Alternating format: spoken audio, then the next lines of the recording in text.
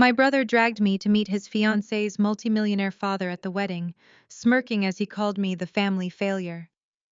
My parents eagerly chimed in, telling the billionaire they never brag about me. The wealthy man just looked at me. He froze completely and said quietly, "So it is you. This is unexpected." I am Alyssa, 33 years old, and my family had no idea that the man they were trying to impress was actually my biggest client. Before I continue this story, let me know where you are watching from in the comments below. Hit like and subscribe if you have ever had to stand up to toxic relatives who constantly underestimated your worth. The crystal chandeliers of the exclusive Aspen Mountain Resort cast a warm golden glow over the rehearsal dinner, but the atmosphere at my particular table was absolutely freezing. We were sitting in a VIP private dining room, surrounded by towering floor-to-ceiling windows that looked out over the jagged snow-covered peaks. Waiters in crisp white uniforms moved silently around the room, pouring vintage champagne for the bridal party and ensuring every crystal glass remained full. I was quietly eating my salad, trying my best to remain invisible and get through the evening without an incident. That quiet strategy failed the moment a heavy leather checkbook slammed down directly onto my plate. The impact shattered the quiet ambiance of our corner, splattering vinaigrette across the pristine white tablecloth and onto my hands. Before I could even process what had just happened, a thick stapled legal document was thrown down right next to the checkbook. I looked up to see my older brother Connor looming over my chair. He was 36 years old, dressed in a custom-tailored tuxedo that cost more than my first car, and wearing his usual expression of arrogant entitlement. He crossed his arms and looked down his nose at me. "Pay this!" Connor demanded, aggressively tapping the leather checkbook with his index finger. "It is the liquor bill for the bridal party's table. $15,000. Since you are just taking up space here and ruining the elegant aesthetic of my wedding weekend, you can finally make yourself useful to the family." I stared at the astronomical bill, then shifted my gaze to the intimidating legal document beside it. "What is this other paper?" I asked, keeping my voice incredibly steady despite the sudden furious spike in my heart rate. Connor smirked, shifting his weight confidently. "That is a legal waiver releasing your 10% share of our late grandmother's trust fund. You are going to sign it right now and transfer your entire portion to me as a wedding gift." My fiancée Nia and her father belong to a highly respected, elite African-American family. They are accustomed to a certain standard of luxury. I need that extra cash to put a down payment on a massive mansion in the hills, so I can give her the life she truly deserves. Before I could even formulate a response to his sheer audacity, my mother Susan leaned across the table. Her face was tight with intense disapproval, her heavy diamond necklace catching the chandelier light as she glared at me with absolute disdain. "Sign the document." "Alyssa," my mother sneered, her voice dripping with venom. "Ever since you selfishly dropped out of your MBA program to go play handywoman and install cheap alarm systems for paranoid widows, you completely lost your privileges in this family. Look at your brother. Connor is a project director at Pierce Corp now. He actually made something of himself. He needs that trust fund money much more than a glorified security guard ever will." My father Bradley swirled the expensive red wine in his glass and nodded in firm agreement, without even bothering to look at me. "Your mother is completely right. You have been a continuous embarrassment to this family since you quit business school to pursue blue-collar labor. We only invited you to Aspen out of pity. The absolute least you can do is sign the paper and pay the bar tab so Connor and Nia can enjoy their beautiful weekend without your financial misery dragging everyone down. Do not dare make a scene and ruin this for your brother." I looked at the three of them in utter disbelief. My own flesh and blood. For years they had treated my career choice as a running punchline at every holiday gathering. When I walked away from a traditional corporate path, they immediately labeled me the black sheep and cut me off emotionally. They genuinely thought I was driving around in a rusty van, climbing ladders and installing cheap doorbell cameras. They had absolutely no idea that my company, Aegis Spatial, was an ultra-exclusive, hyper-secure smart fortress tech firm. I designed invisible military-grade security systems and subterranean bunkers for billionaires and high-profile executives across the globe. I operated entirely under the alias A. Thorne to maintain maximum operational security for my elite clients. I was not broke. I was exponentially wealthier than all of them combined. I reached into my designer clutch, completely ignoring the legal waiver. I pulled out my solid metal American Express Centurion card. The heavy black titanium card made a distinct sharp clinking sound as I dropped it onto the leather checkbook. "I will pay for the liquor," I said calmly, looking Connor dead in the eye. "Consider it my one and only contribution to this circus of a wedding, but I am not giving you a single dime of my inheritance." With a swift, fluid motion, I picked up the thick legal waiver, ripped it straight down the middle, and dropped the torn pieces directly onto the floor at his expensive leather shoes. My mother gasped loudly, clutching her chest, as if she had been physically struck by my defiance. My father finally looked at me, his face rapidly turning an angry shade of purple as he set his wineglass down with a harsh thud. Connor stared at the torn paper on the floor, his smug, entitled expression instantly dissolving into pure, unadulterated rage. He lunged forward, grabbing a full glass of red wine from the center of the table. With a vicious, aggressive flick of his wrist, he hurled the dark liquid directly at me. The cold wine splashed heavily across my chest, soaking instantly into the delicate fabric of my silk dress and dripping down my neck in sticky red streaks. "Where did you steal that credit card?" Connor roared, his voice booming through the private dining room and causing several wealthy guests at nearby tables to turn their heads in absolute shock. "I know exactly how much your pathetic little alarm company makes. I will have you arrested for credit card fraud right here and now before the wedding even starts." The silence in the private dining room was deafening. You could hear a pin drop on the thick carpet. Connor stood there with his chest heaving as the red wine dripped from my silk dress and pooled on the polished hardwood floor. Before I could even wipe the liquid from my face, the sharp click of stiletto heels broke the tension. Nia stepped into our section of the room. She was an absolute vision, a highly educated corporate lawyer who moved with the effortless grace of someone born into wealth. Her Vera Wang rehearsal gown draped perfectly around her frame. Her intelligent eyes scanned the scene, immediately calculating the damage. She looked at the torn legal document on the floor, the heavy black credit card sitting on the leather checkbook, and then the dark red stains ruining my dress. "What is going on here?" Nia asked. Her voice was calm but carried an undeniable authority. Connor pivoted faster than a seasoned actor. The red-faced bully who had just assaulted me completely vanished. In his place stood a wounded, exhausted older brother. He stepped over the torn paper and gently placed his hands on Nia's shoulders, letting out a heavy theatrical sigh. "It is just Alyssa having another one of her episodes," Connor said loud enough for the entire room to hear. "I am so sorry you have to see this baby. I told my parents it was a risk bringing her here. She just threw a massive tantrum because we asked her to cover a simple bar tab. She pulled out a fake or stolen credit card to try and show off. You know how she gets. She is completely broke, deeply unstable, and constantly trying to fund her delusions of grandeur by stealing from the family." I stood perfectly still, letting the cold wine soak through to my skin. I did not scream. I did not cry. Decades of their emotional abuse had forged my patience out of pure steel. I just watched my brother casually assassinate my character to protect his own ego. My father Bradley eagerly stepped forward to reinforce the lie. He physically placed himself between me and Nia, acting as a human shield against his supposedly deranged daughter. "Please do not mind her, Nia," my father said, using his most soothing paternal voice. "We are deeply embarrassed. Alyssa has been bitterly jealous of Connor for years.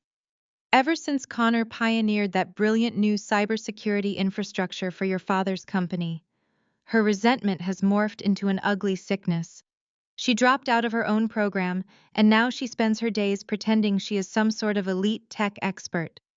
We try our best to hide her away for her own good, but she insists on causing these humiliating public scenes whenever Connor receives any well-deserved attention." My mother Susan nodded vigorously behind him, clutching her hands to her chest in fake agony.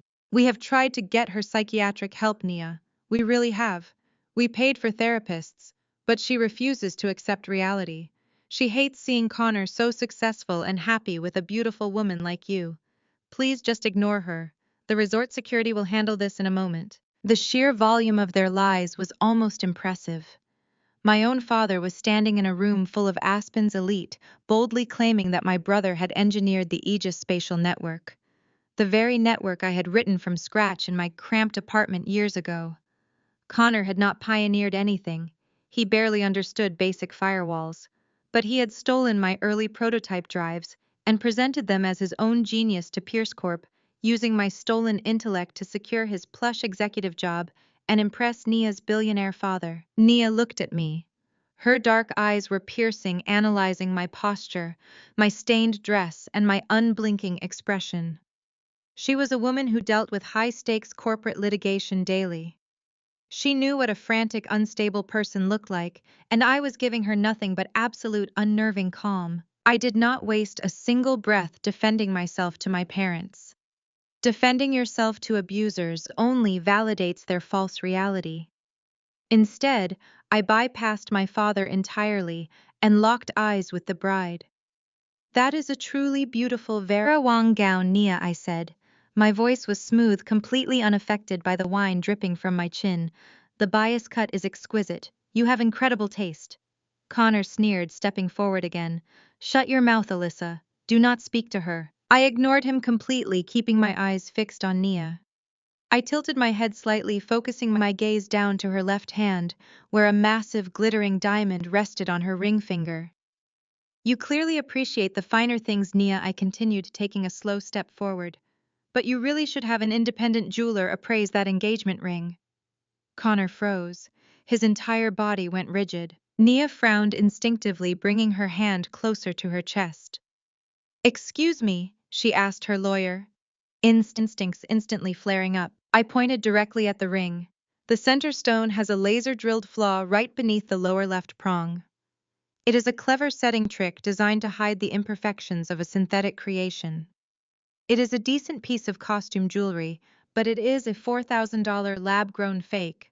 It is definitely not the $200,000 vintage family heirloom Connor claimed he bought for you. The silence that fell over the room this time was absolute. It was the kind of heavy, suffocating quiet that precedes a devastating explosion. Nia stopped breathing. She looked down at her hand, her thumb slowly brushing over the left prong of the diamond.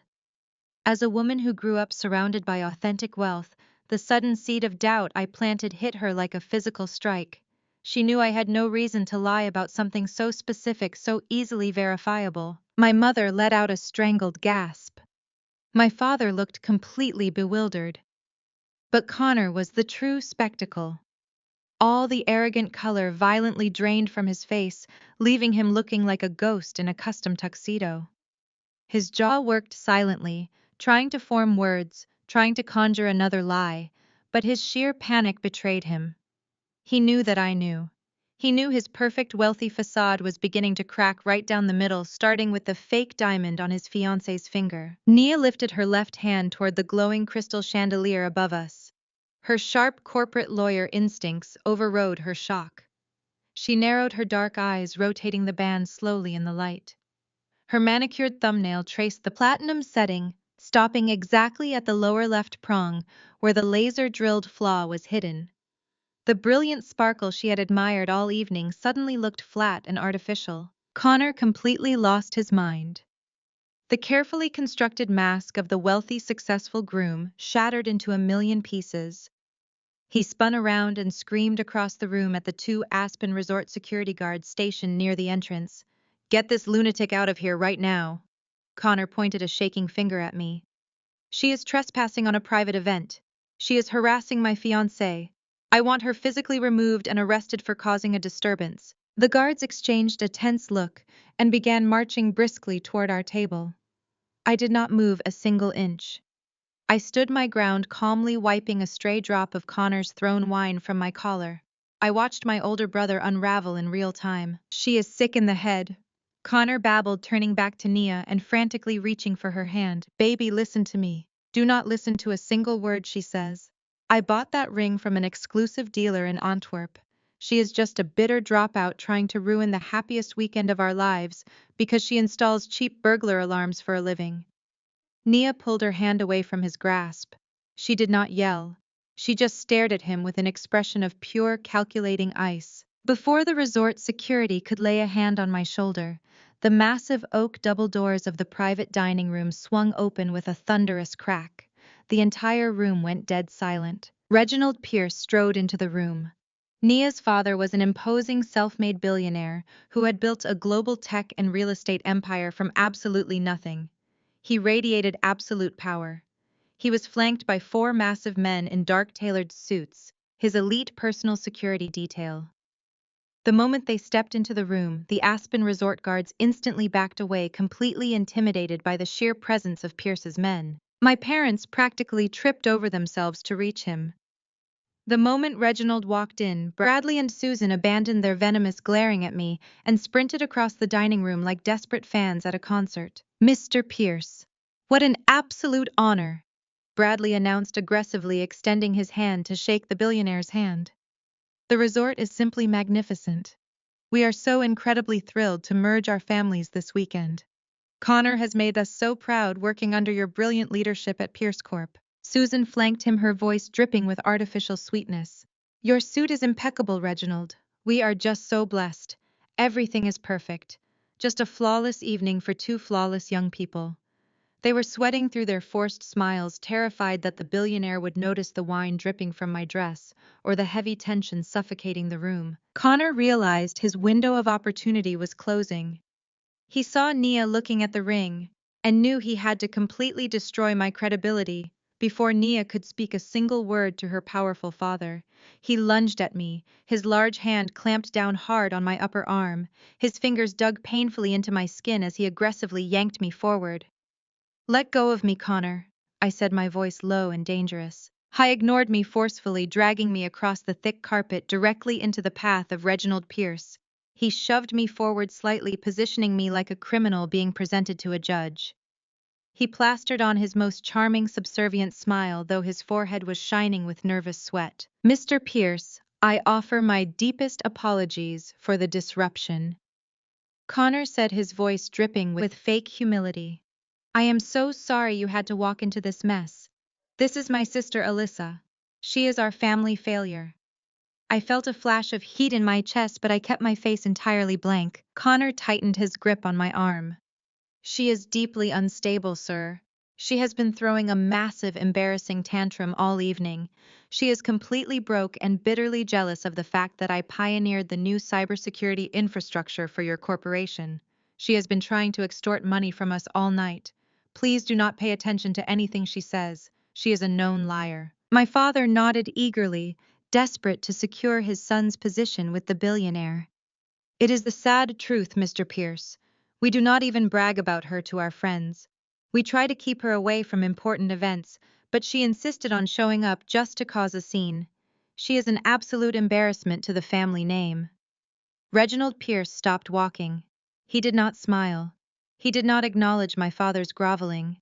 And he did not even look at Connor's sweating, desperate face. Instead, Reginald's sharp eyes dropped directly to my left wrist. I was wearing a heavy brushed titanium smartwatch. It was not a commercial brand. It was a custom-engineered device I had designed myself in the underground lab of my company. It possessed military-grade encryption, satellite uplinks, and biometric locks. Reginald stared at the unique bezel of the watch. His imposing posture suddenly went completely rigid. The formidable billionaire froze in his tracks. He slowly raised his eyes, ignoring Connor completely. He stepped right past my brother, treating the golden boy like empty air. He closed the distance between us until he was standing just inches away from me. The entire dining room watched in breathless silence as the billionaire looked at my wine-stained dress, my calm face, and finally my titanium watch. Reginald Pierce stepped closer, entirely ignoring my brother's sweaty grip on my arm. The billionaire reached out his massive hand, hovering just inches above my wrist. He was staring directly at the brushed titanium face of my custom smartwatch. The silence in the VIP dining room grew so thick it felt like a physical weight pressing against my chest. No one dared to speak or move as the most powerful man in Aspen inspected my jewelry. His voice dropped to a low, deeply respectful murmur that carried across the frozen room. "An Aegis Chronos Alpha." He slowly pulled back the cuff of his own bespoke tailored jacket, revealing an identical titanium timepiece on his left wrist. Only two of these exist in the entire world. I wear one, and the other belongs exclusively to the elusive founder of the company. Reginald looked up from my wrist, his sharp eyes meeting mine. A profound realization washed over his features. So it is you. This is highly unexpected, a thorn. I did not flinch. I simply nodded, maintaining perfect eye contact with the man who had anonymously paid my company millions over the last 4 years. Connor dropped my arm as if he had been burned by a hot iron. He looked frantically back and forth between his billionaire boss and my wine-stained silk dress. He let out a nervous, high-pitched chuckle, trying desperately to regain control of the narrative he had spent years building. "Mr. Pierce, I think there is a huge misunderstanding here," Connor babbled, his hands shaking slightly. "This is Alyssa. She installs cheap burglar alarms for residential homes. She is a college dropout. She does not even know how to write basic code. She certainly does not own a watch like that. She probably bought a cheap replica online to try and impress your guests." Reginald pivoted on his heel. His 6'2" frame towered over my brother. The sudden shift in the billionaire's demeanor was terrifying to witness. He was no longer the gracious father of the bride hosting a lavish wedding weekend. He was the ruthless corporate titan who had built an empire and crushed entire conglomerates along the way. "Failure!" Reginald boomed, his voice echoing like thunder off the vaulted ceilings of the Aspen Resort. "You are standing in front of my elite guests and calling this woman a failure." He pointed a heavy, dominant finger directly at my chest. "This woman single-handedly engineered the invisible smart fortress systems for all of my global properties. She designed the subterranean security grids protecting my most valuable data centers in Manhattan and Dubai.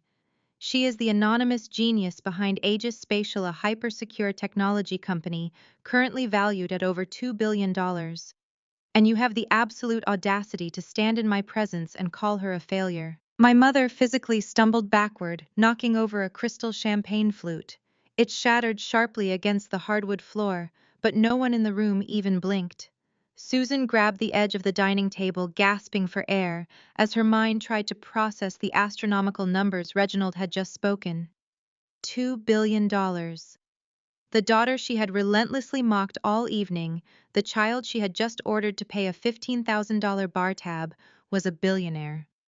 For years my mother had told her country club friends I was a lost cause working a dead-end blue-collar job. Now she was staring at the most powerful and wealthy woman in the room, and the realization was choking her. Nia stood perfectly still, her sharp lawyer gaze darting between my completely unbothered expression and Connor's rapidly deteriorating composure. She knew exactly what was unfolding in front of her. A massive corporate lie was being brutally exposed right in the middle of her rehearsal dinner. The man she was supposed to marry tomorrow was sweating through his tuxedo looking like a trapped animal. But my father Bradley could not accept this reality. His golden boy was being actively threatened. His fragile ego could not comprehend a world where the daughter he openly discarded had achieved more than his precious, successful son. For decades, Bradley had funded Connor's lavish lifestyle, paying off his constant debts and celebrating his highly mediocre achievements. He stepped forward, his face flushed red with stubborn arrogance. He actually held up his hands, attempting to confidently correct the billionaire who signed his son's paychecks. "Sir, you are clearly confused," Bradley said with a nervous, patronizing laugh. "I know you are an incredibly busy man, and you meet a lot of contractors, but you have your facts completely mixed up. Alyssa does not own any tech company. She dropped out of her MBA program to run wire through drywall. Connor is the one who submitted the Aegis protocol to your corporation. He brought that groundbreaking software to Pierce Corp. He worked nights and weekends in our family basement to perfect that code. That is exactly why you promoted him to project director 6 months ago. My son is the true tech genius of this family. Alyssa is just trying to ride his coattails because she is bitter and broke." The entire room inhaled a collective sharp breath. The waitstaff stopped moving completely. The musicians in the corner lowered their instruments. Reginald Pierce slowly turned his head away from my father. He locked his piercing dark eyes onto Connor.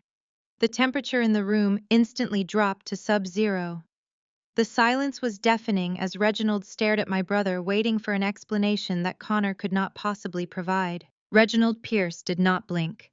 He stood absolutely motionless, his dark, calculating eyes locked onto Connor with the intensity of a predator studying a particularly pathetic prey.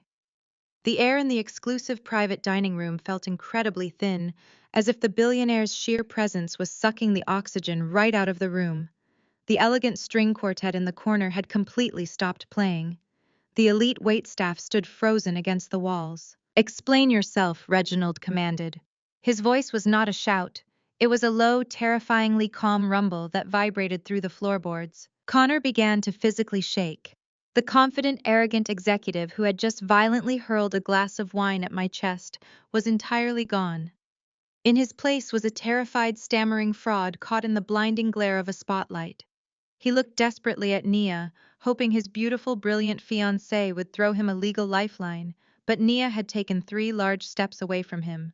She crossed her arms, her sharp eyes narrowed in intense scrutiny. "Sir, it is just a misunderstanding." Connor choked out, his voice cracking horribly. "My father was just speaking out of turn. He does not understand the nuances of corporate tech development. I led the team that integrated the protocol. I managed the rollout. My sister has nothing to do with this. She is just trying to extort me because she is jealous of my success and my relationship with your daughter." Reginald slowly turned his gaze toward my father Bradley, who was currently sweating through his expensive tailored suit. Bradley swallowed hard, suddenly realizing he had spoken entirely out of turn to a man who could financially ruin him with a single phone call. Susan clutched Bradley's arm, her face chalk white. She looked back and forth between the billionaire and my wine-stained silk dress, her mind frantically trying to process the catastrophic shift in the room's power dynamic. I decided it was time to end the pathetic charade. "He cannot explain the Aegis protocol to you, Mr. Pierce," I said, my voice slicing through the heavy silence with lethal precision. I took a slow, deliberate step forward, wiping a final drop of red wine from my collar. "He cannot explain it because he does not understand the foundational architecture of the very system he claims to have built." Connor spun around, his face twisted in pure, desperate rage. "Shut up!" he screamed, pointing a trembling finger at me. "Security, get her out of here. She is a liar and a thief." Reginald simply raised one large, heavy hand. The gesture was incredibly slight, but it held the force of a concrete wall.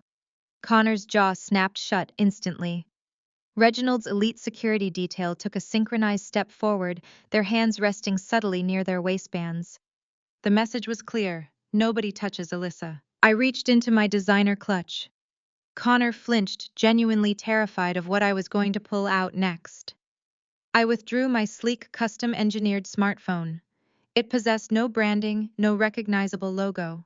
It was a solid block of matte black titanium running on a proprietary operating system that I had built from the ground up. I tapped the face of my Aegis Chronos Alpha smartwatch, wirelessly syncing my device to the Aspen Resort's central network. What my family did not know, what nobody in that room besides Reginald Pierce knew, was that Aegis Spatial had secured the contract to upgrade the entire resort's back-end infrastructure 6 months ago. The very walls surrounding us were running on my software. I executed a bypass command on my screen. Instantly, the heavy crystal chandeliers above us dimmed to a dramatic theater-like low. The wealthy guests gasped in shock as the ambient lighting shifted. The massive floor-to-ceiling smart glass windows that looked out over the snow-covered peaks immediately tinted to opaque black, plunging the room into shadows. With a smooth, mechanized hum, 3 massive projection screens descended from the vaulted wooden ceiling surrounding our dining table like a high-tech coliseum. Connor stumbled backward, crashing into a dining chair. His eyes were wide with unadulterated terror. Nia gasped, her hand flying to her mouth as she realized the sheer level of technological control I possessed over the environment. My mother let out a terrified squeak, clutching her pearl necklace as if the world was ending. My father looked completely paralyzed, his mouth hanging open in silent shock. I cast my screen directly to the massive displays. Lines of complex, densely packed code began scrolling rapidly across the 3 screens, glowing a sharp, vibrant blue in the darkened room. The sheer volume of the data was staggering, flying past at a dizzying speed before locking into a stable, highly organized architectural framework. This, I announced, my voice echoing clearly through the silenced room, is the core structural architecture of the Aegis Spatial Protocol. This is the exact same proprietary framework Connor presented to the Pierce Corp Board of Directors 2 years ago.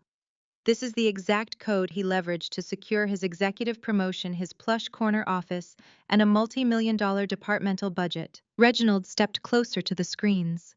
The billionaire stood perfectly still, his eyes darting across the glowing lines of code. He recognized it instantly.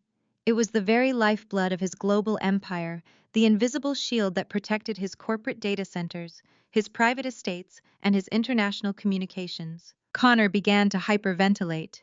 He lunged wildly toward the audiovisual control panel on the far wall, desperate to shut the screens down, but Reginald's lead security guard intercepted him effortlessly. The massive guard grabbed Connor by the front of his tuxedo, effortlessly lifting him onto his toes before shoving him forcefully back into his chair. "Sit down and stay quiet," the guard growled, standing directly over my brother. I stepped right in front of Connor's chair, forcing him to look at me. I dropped my quiet, accommodating demeanor entirely. Connor did not write a single line of that code. I stated my words, hitting him like physical blows. I turned to look directly at Reginald, who was listening with absolute terrifying focus. 3 years ago, Mr. Pierce, my parents, hosted a holiday dinner. They spent the entire evening doing exactly what they tried to do tonight. They mocked me. They humiliated me. They called me a failure and a disappointment because I had abandoned a traditional corporate path to start my own company. I gestured toward my shrinking, terrified parents. Bradley and Susan physically recoiled, looking like they wanted the floor to swallow them whole. While they were busy taking turns destroying my character in the dining room, Connor sneaked into my old bedroom. I continued pacing slowly beneath the glowing blue screens. Connor was failing at his mid-level tech job. He was drowning in debt and desperate for a miracle to save his pathetic career. He found my encrypted hard drive sitting on my desk. He stole my early algorithms, took my life's work, slapped his name on the presentation file, and handed it directly to your company. Connor violently shook his head, tears of panic streaming down his face. He looked at Nia, begging for salvation. "She is lying, Nia. I swear to God she is a vindictive, psychotic liar. I wrote that system. It was my genius. She is just trying to destroy us." Nia did not move toward him. She looked at the screens, then at me, her sharp legal mind rapidly assembling the pieces of a massive corporate fraud case. I did not raise my voice. I simply offered a cold, calculated smile that made my brother shrink further into his chair. "You stole my drives, Connor," I said softly. "But you were too fundamentally arrogant and far too stupid to realize what you were actually stealing. You did not take the finalized operational Aegis protocol."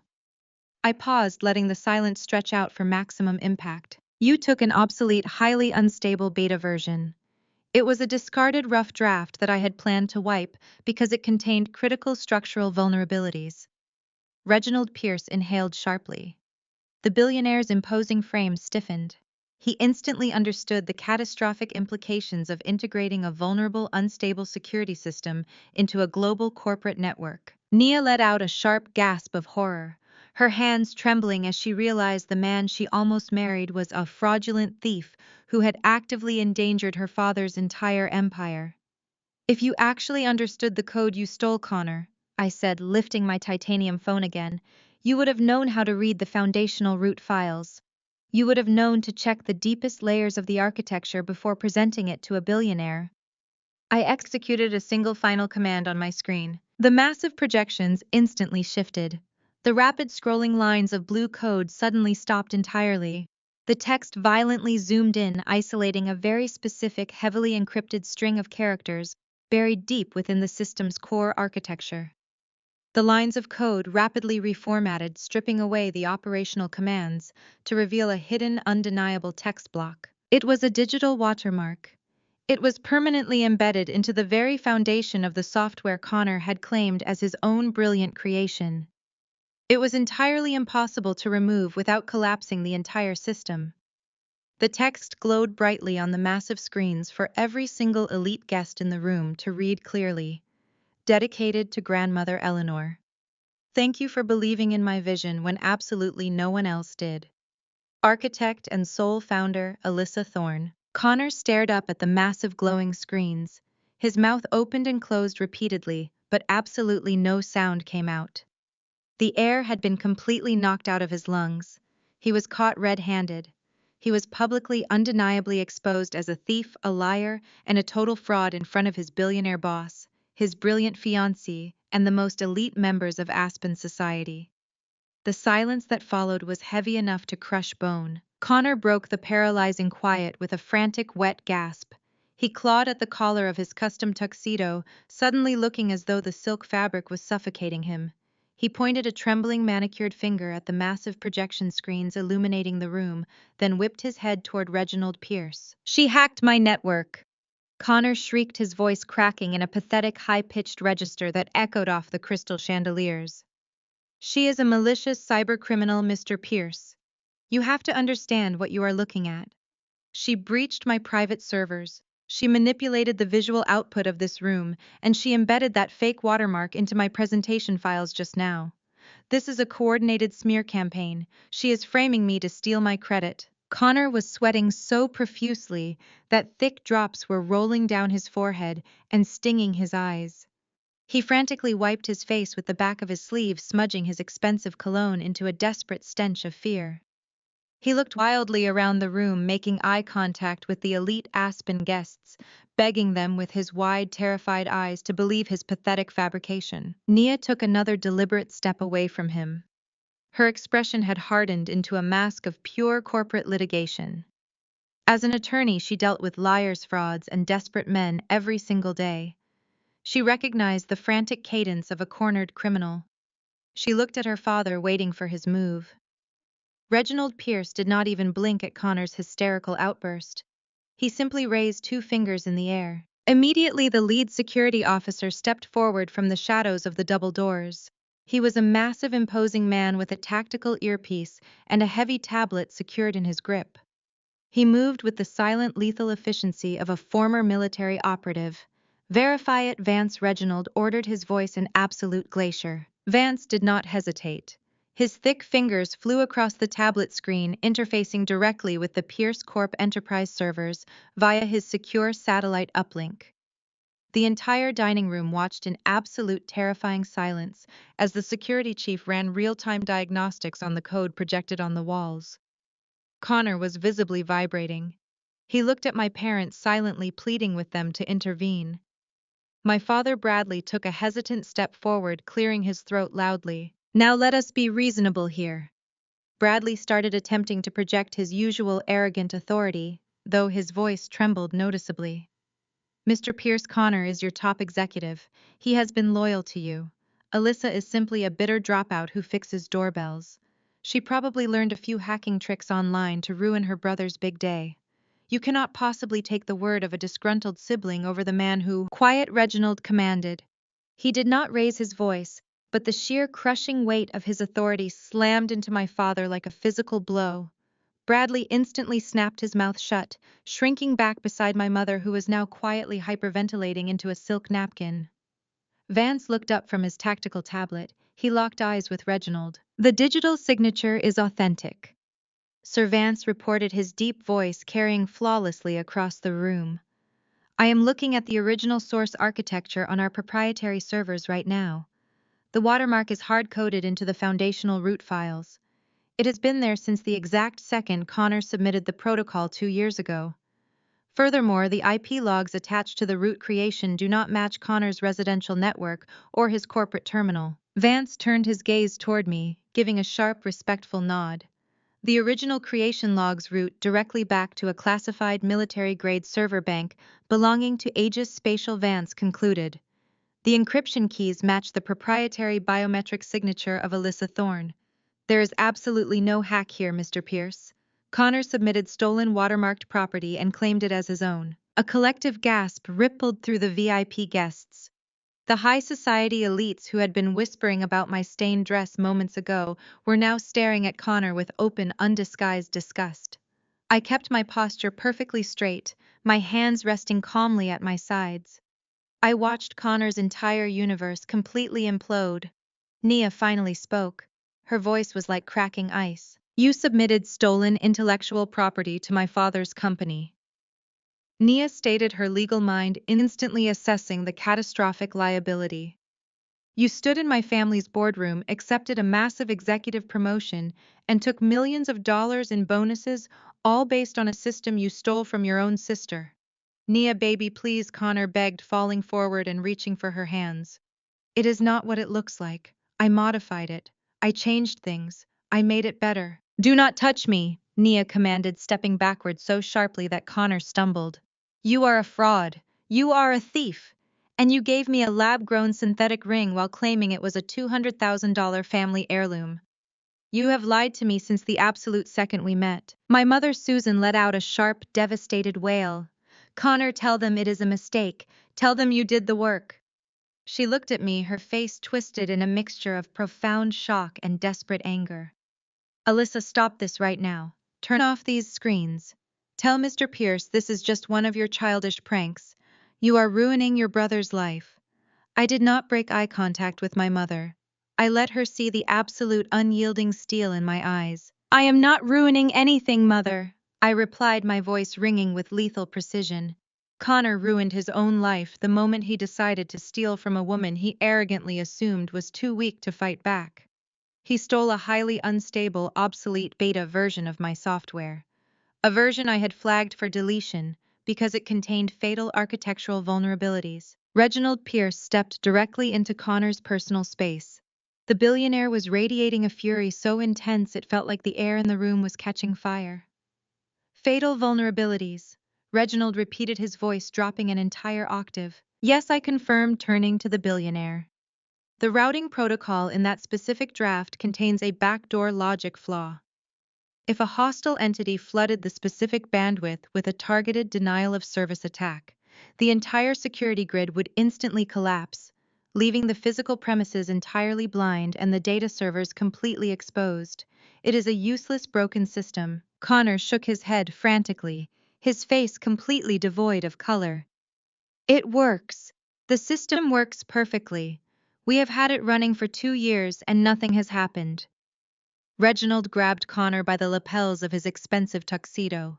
He hauled my brother upward, forcing Connor to stand on his tiptoes. You absolute monumental idiot! Reginald snarled, his composure finally shattering into pure raw rage. Do you have any idea what you have done? Sir, please, Connor whimpered, tears spilling down his cheeks, ruining his perfectly styled image. I just wanted to impress you. I wanted to be worthy of Nia. Reginald shoved Connor backward with massive force.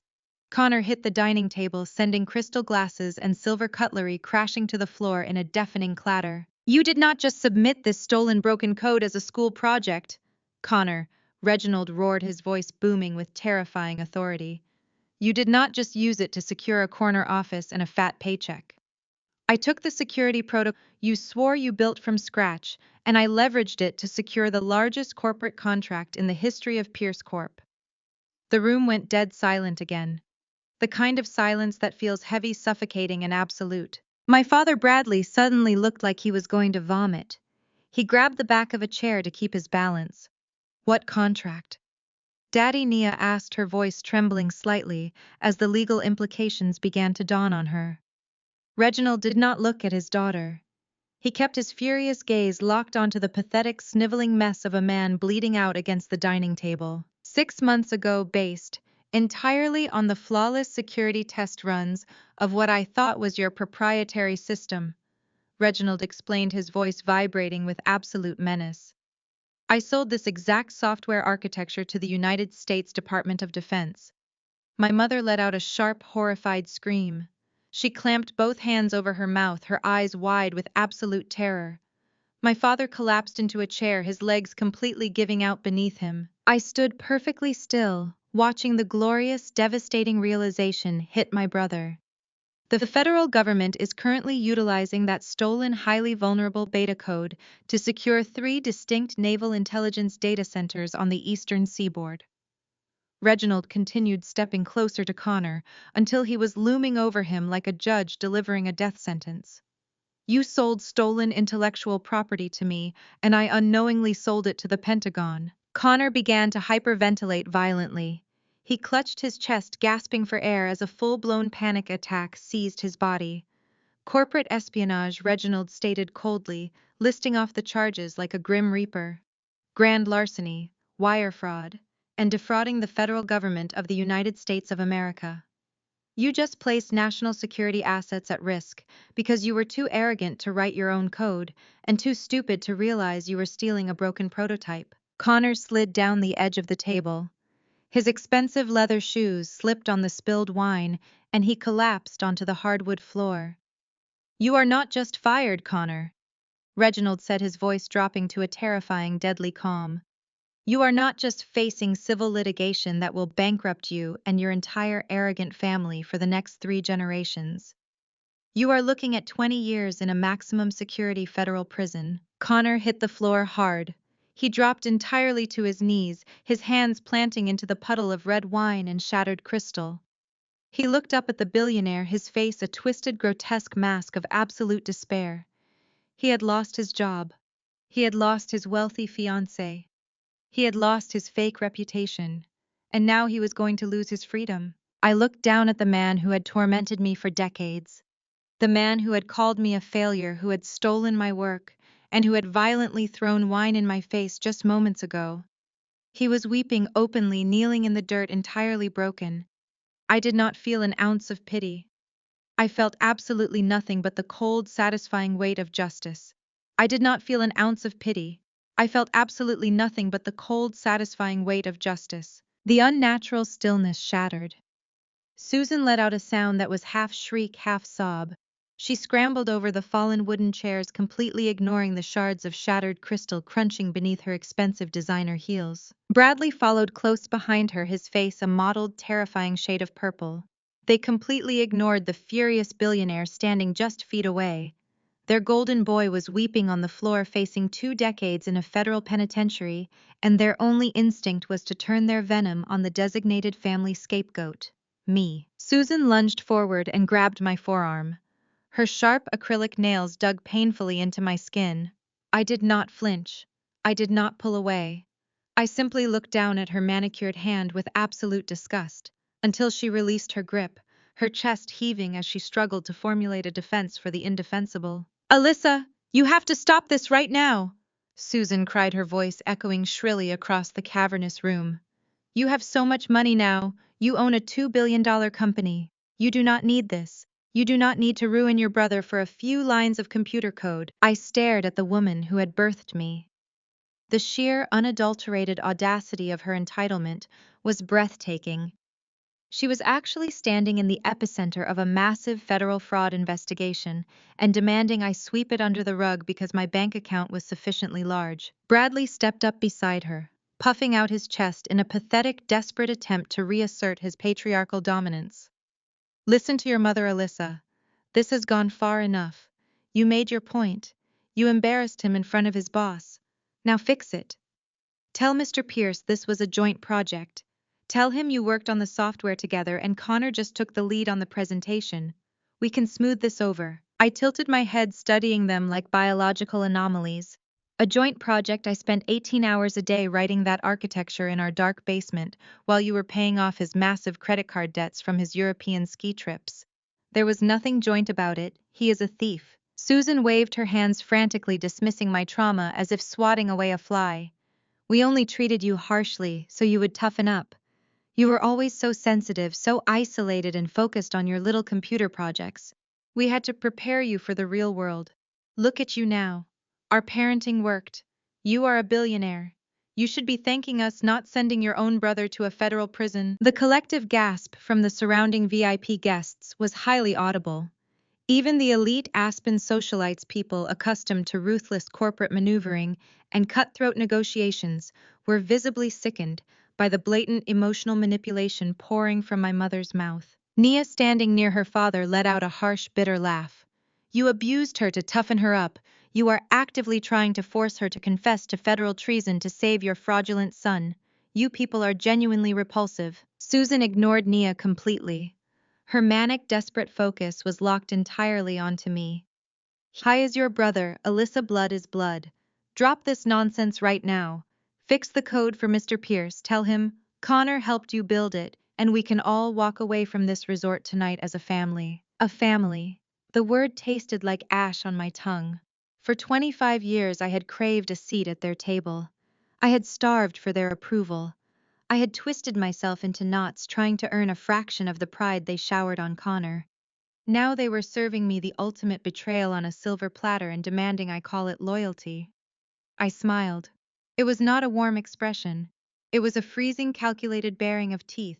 You think Connor acted alone, I said softly, my voice carrying clearly through the room's high-tech acoustics. You stand here playing the desperate loving parents protecting their misguided son. But the truth is much darker than a simple stolen hard drive, isn't it, Bradley? My father froze. The aggressive flush instantly drained from his face, leaving him a sickening ashen shade of gray.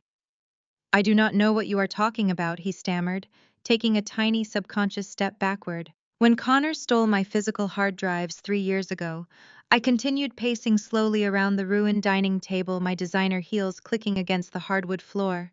I knew immediately. I went straight to the backup server I had manually installed in the basement utility closet. I needed those backup files to prove the intellectual property belonged to me. But when I logged in, the entire server had been wiped clean. A military-grade data scrub. Connor groaned from the floor, curling into a tight fetal position. He knew exactly what was coming. For years I wondered how Connor managed a complex, secure data wipe, I said, locking my gaze onto my terrified father. Connor does not know the difference between a basic firewall and a wireless router. He could not wipe a secure server if his life depended on it. But you could, Bradley. You spent 30 years in corporate IT management before retiring. Bradley began to sweat profusely, pulling at his expensive silk tie. You have absolutely no proof of anything.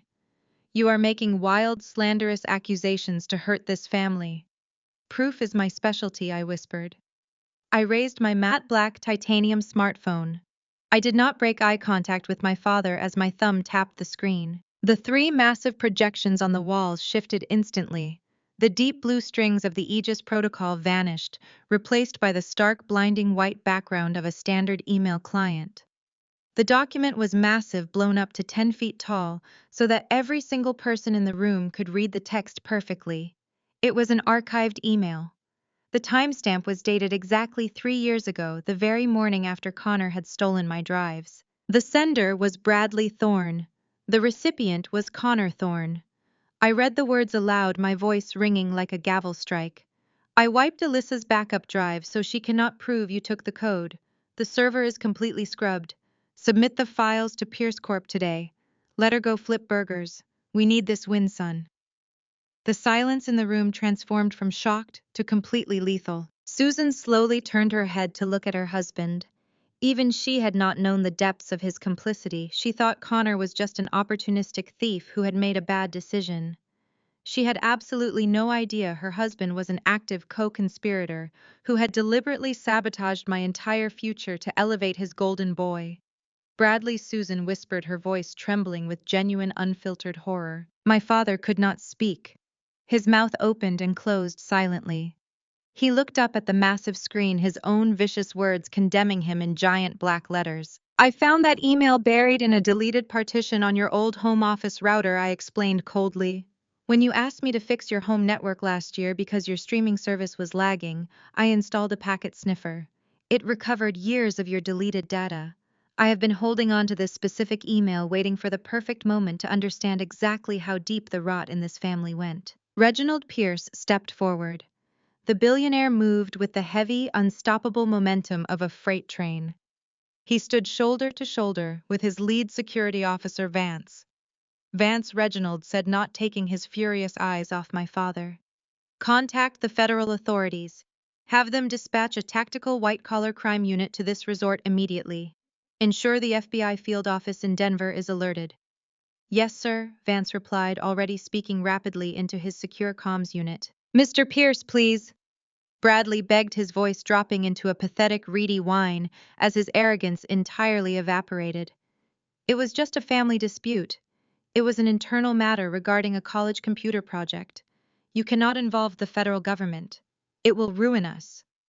Reginald laughed. The sound contained zero humor. It was a sharp barking sound of pure concentrated contempt. A family dispute, Reginald repeated, tasting the words with absolute disgust. You actively aided and abetted the theft of highly classified software architecture. You conspired to defraud my global corporation. You facilitated the sale of compromised security protocols to the United States Department of Defense. You are not just a terrible father, Bradley. You are a domestic terrorist by proxy. Bradley's knees finally gave out. He collapsed heavily into the nearest dining chair, burying his face in his shaking hands.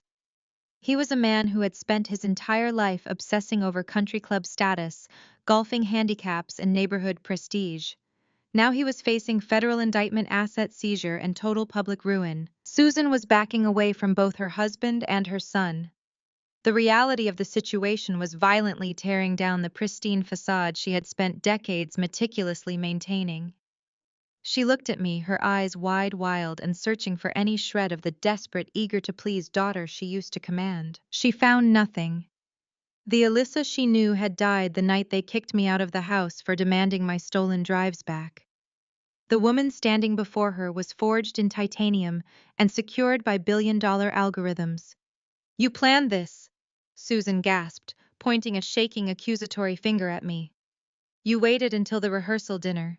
You waited until we were surrounded by the most important people in Aspen. You set us up to be destroyed. I did not steal the code, Susan. I replied, my tone flat and entirely indifferent. I did not lie to a billionaire. I did not defraud the federal government. I simply brought a flashlight into the dark room where you have all been hiding for years. The destruction is entirely your own making. I turned my back on them. The gesture was final.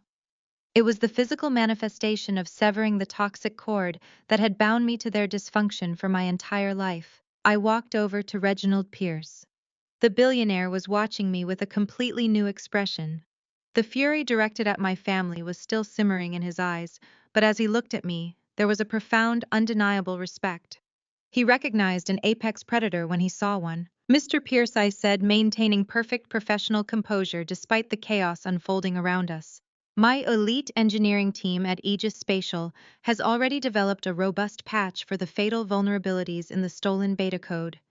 We can deploy a secure over-the-air update to the Naval Intelligence data centers within the hour. We can quietly secure the federal grid before the Department of Defense even realizes they were compromised. Reginald's eyes widened slightly. You already have a patch ready? I have been tracking Connor's integration of the stolen code since the day he deployed it, I admitted smoothly. I could not act until I had absolute, undeniable proof of his fraud, and until he placed himself in a jurisdiction where I could corner him completely. But I would never allow national security to genuinely remain at risk due to my brother's incompetence. The patch is loaded on my secure servers and waiting for your authorization. Nia stepped up beside her father.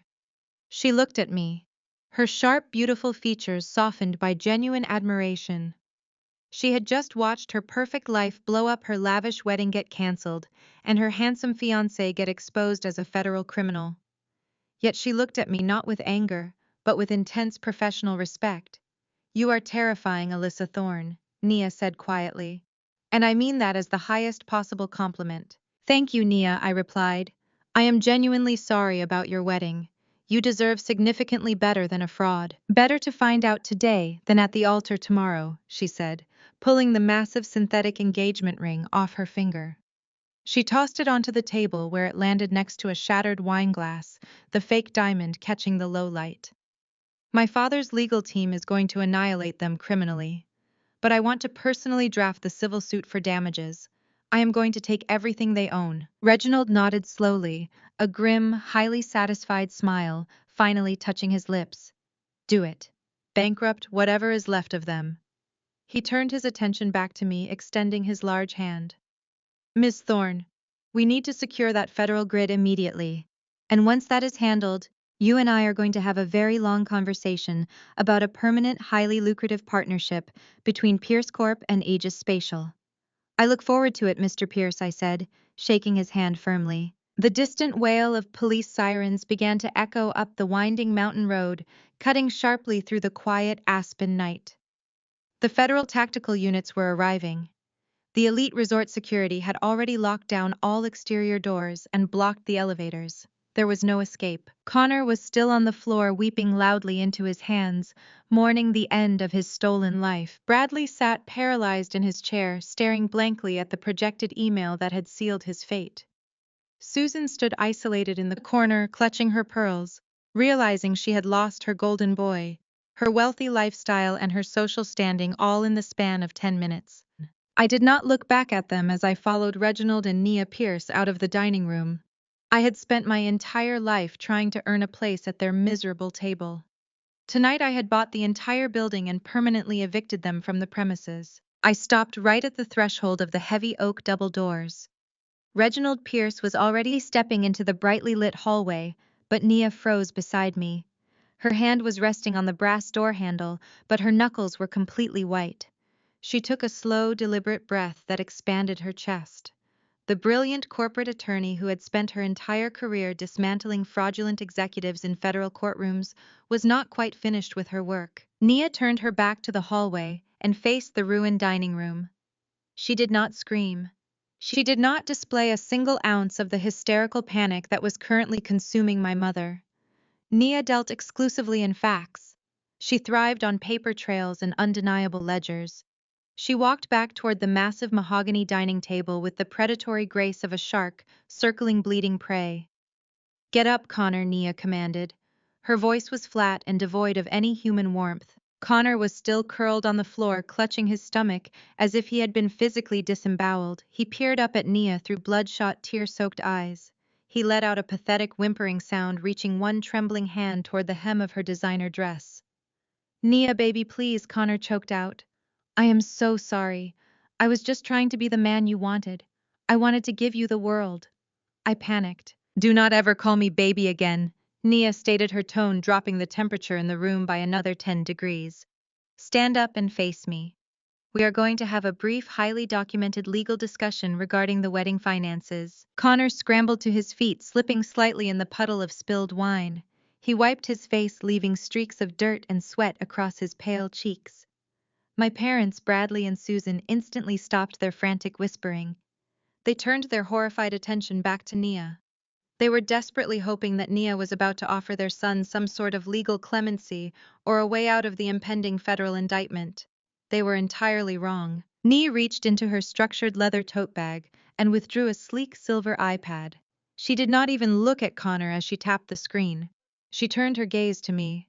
"Alyssa," Nia said, her voice projecting clearly across the room. "You currently have absolute control over the audiovisual architecture of this room. I need to cast my display to the main screens." I gave her a single sharp nod. I tapped the face of my matte black titanium smartphone, authorizing her device to bypass the resort's encrypted firewall. "You have full access, Nia. The floor is yours." The massive projection screens surrounding the dining table flickered instantly. The damning email from my father vanished. In its place, a highly detailed banking spreadsheet appeared, glowing brightly in the dim light. It was an official financial ledger belonging to Pierce Corp. Nia stepped directly in front of Connor. "Let us talk about the Aspen wedding budget, Connor. 6 weeks ago, my father transferred exactly $500,000 from a Pierce Corp subsidiary account directly into your personal management trust. You explicitly requested to handle the vendor payouts yourself. You claimed you wanted to surprise me with luxury upgrades and handle the stressful logistics so I could focus on my legal casework." Connor swallowed so hard, his Adam's apple bobbed violently. "Yes. Yes, I did that for you, Nia. I wanted everything to be perfect." Nia swiped her finger across the iPad screen. A new document appeared on the wall displays. It was a digital invoice from the Aspen Resort. "That is fascinating, Connor," Nia said, her voice sharp and metallic. "Because I had a very interesting conversation with the resort's director of hospitality about an hour before this dinner began. He pulled me aside to discreetly inform me that the primary vendor escrow account is completely empty. The catering staff has not been paid. The luxury suite accommodations for our VIP guests have not been secured. The floral arrangements, the private jets, the event staff, none of it has been funded." Susan let out a sharp gasp. She rushed forward, grabbing her son's arm. "Connor, what is she talking about? The wedding planner told me everything was handled. Where is Mr. Pierce's money?" Connor jerked his arm away from his mother. His eyes were darting frantically around the room, searching for an exit that did not exist. "It is a bank error!" Connor shouted, his voice cracking with desperate panic. "The wire transfers are just delayed. They are caught in a holding account because of the large sum. It is a standard international banking delay. Nia, you know how these corporate transfers work. The money is in transit." Nia tilted her head, studying him with an expression of pure clinical disgust. "You are an incredibly poor liar, Connor. You always have been. The problem is that you are also incredibly arrogant. You genuinely believed I would never audit my own wedding finances." Nia tapped her screen again. A new window popped up on the massive projections. It displayed a routing number, a complex string of alphanumeric characters, and a highly encrypted firewall barricade. "I hired a private forensic accountant 3 days ago when the floral vendor called me threatening to cancel," Nia explained smoothly. "My accountant traced the $500,000. It never went to the resort. It never went to a holding account. It went directly into a heavily encrypted offshore shell account based in the Cayman Islands. But the firewall on the account is military grade. My accountant could not breach the final encryption layer to see the transactional history." Connor visibly slumped. A wave of profound relief washed over his sweaty face. He actually believed he was safe because the account was locked. He let out a breathless, arrogant little chuckle. "You see, you have no proof, Nia. You are just being paranoid. You cannot see the ledger because it is a secure vendor trust. I am protecting our assets." Nia did not respond to him. She simply turned her head and looked directly at me. The elite corporate lawyer and the billionaire tech founder shared a silent mutual understanding. We were about to bury him completely. "Alyssa," Nia said, her voice echoing through the silent room. "Since you are the actual tech genius in this family, can you decrypt this offshore account? Connor has been trying to hide from me." Connor spun around, his eyes wide with sudden absolute terror. "Wait!" Connor screamed, lunging forward. "No, you cannot do that. That is a federal privacy violation. You do not have a warrant." Vance, the massive security chief, stepped effortlessly into Connor's path, blocking him with a chest as solid as an anvil. "Do not move another inch, son," Vance rumbled, resting his hand heavily on his tactical belt. I did not even look at Connor. I simply lifted my custom smartphone. I mirrored the offshore routing number from Nia's display directly into my terminal. Connor thought he was incredibly clever using a Cayman Islands shell account, but he was using standard commercial encryption protocols.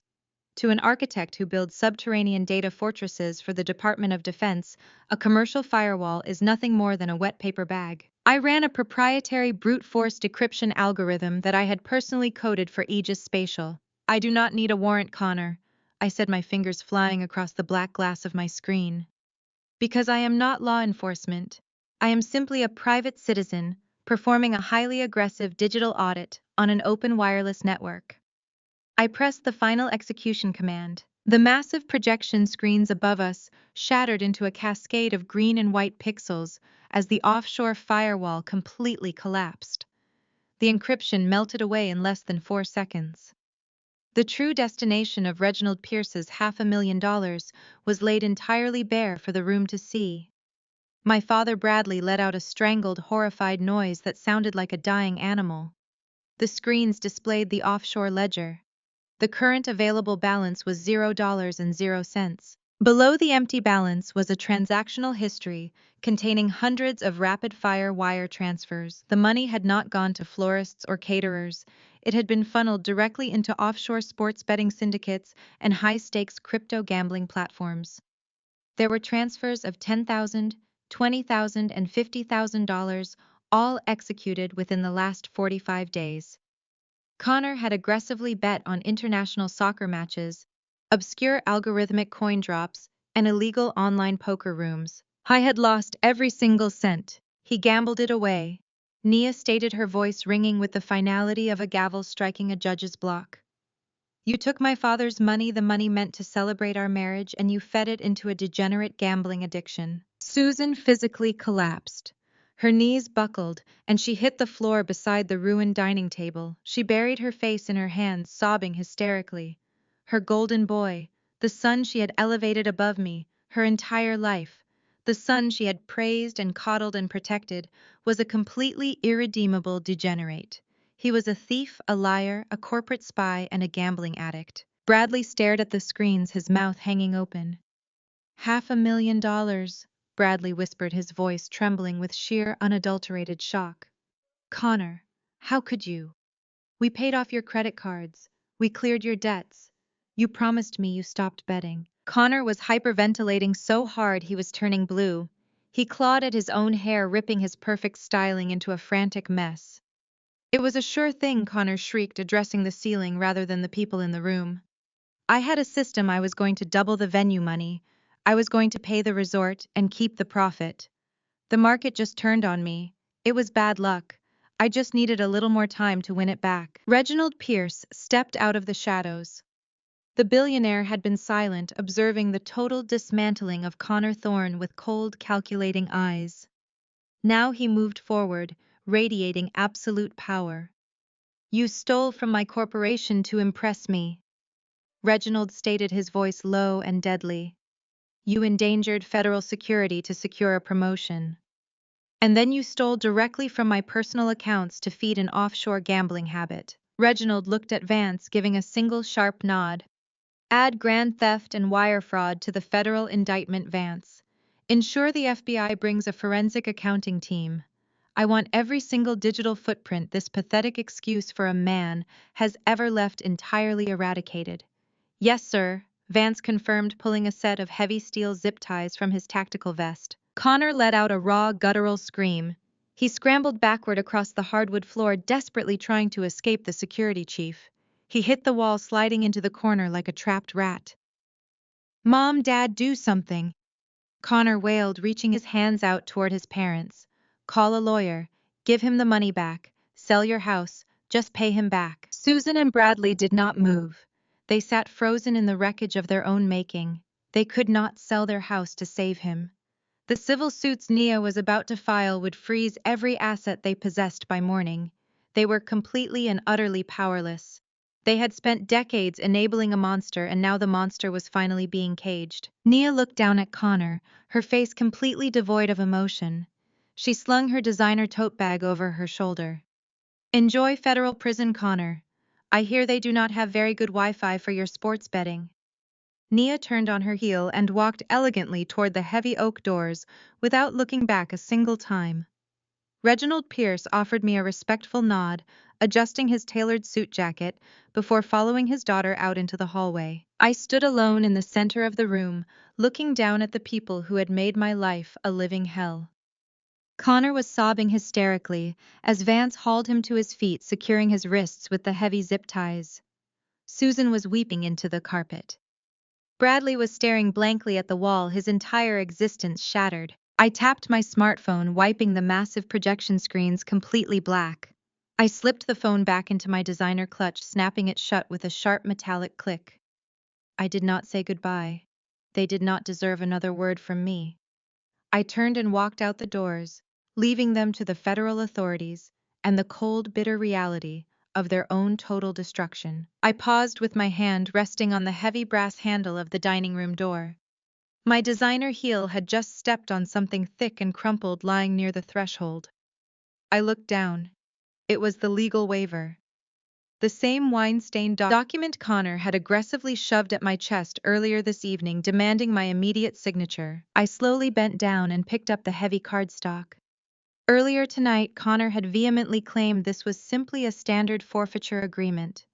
He told everyone it was merely a legal formality to sign away my 10% of our grandfather's inheritance so he could cover the exorbitant cost of this rehearsal dinner. But knowing what I knew now, knowing that he had completely drained the wedding funds and funneled $500,000 into offshore betting syndicates, the existence of this document suddenly made absolutely zero sense. Why would a man who had already stolen $500,000 care about a relatively tiny inheritance fraction? I turned my back to the hallway and faced the ruined room once more. Vance was just finishing securing the thick plastic zip ties around Connor's wrists, while Reginald and Nia Pierce watched with cold satisfaction. "Wait," I called out. My voice sliced through the heavy air, instantly commanding the attention of every single person left in the room. "I think the federal investigators are going to want to take a very close look at this document." I unfolded the crumpled paper, smoothing out the creases. I bypassed the standard inheritance forfeiture jargon on the front page and flipped directly to the dense microscopic legal print buried at the very bottom of the second page. My eyes quickly scanned the complex financial terminology. My blood ran ice cold. Connor was not just a thief, he was a complete sociopath.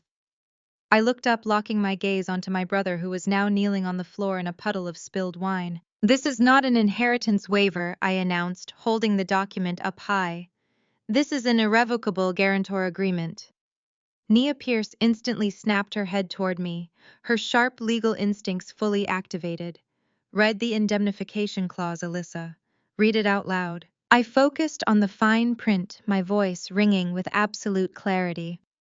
"By signing this document, the undersigning party agrees to assume full primary financial liability and absolute guarantor status for the outstanding principal and all accruing interest of the offshore debt portfolio listed in Addendum B."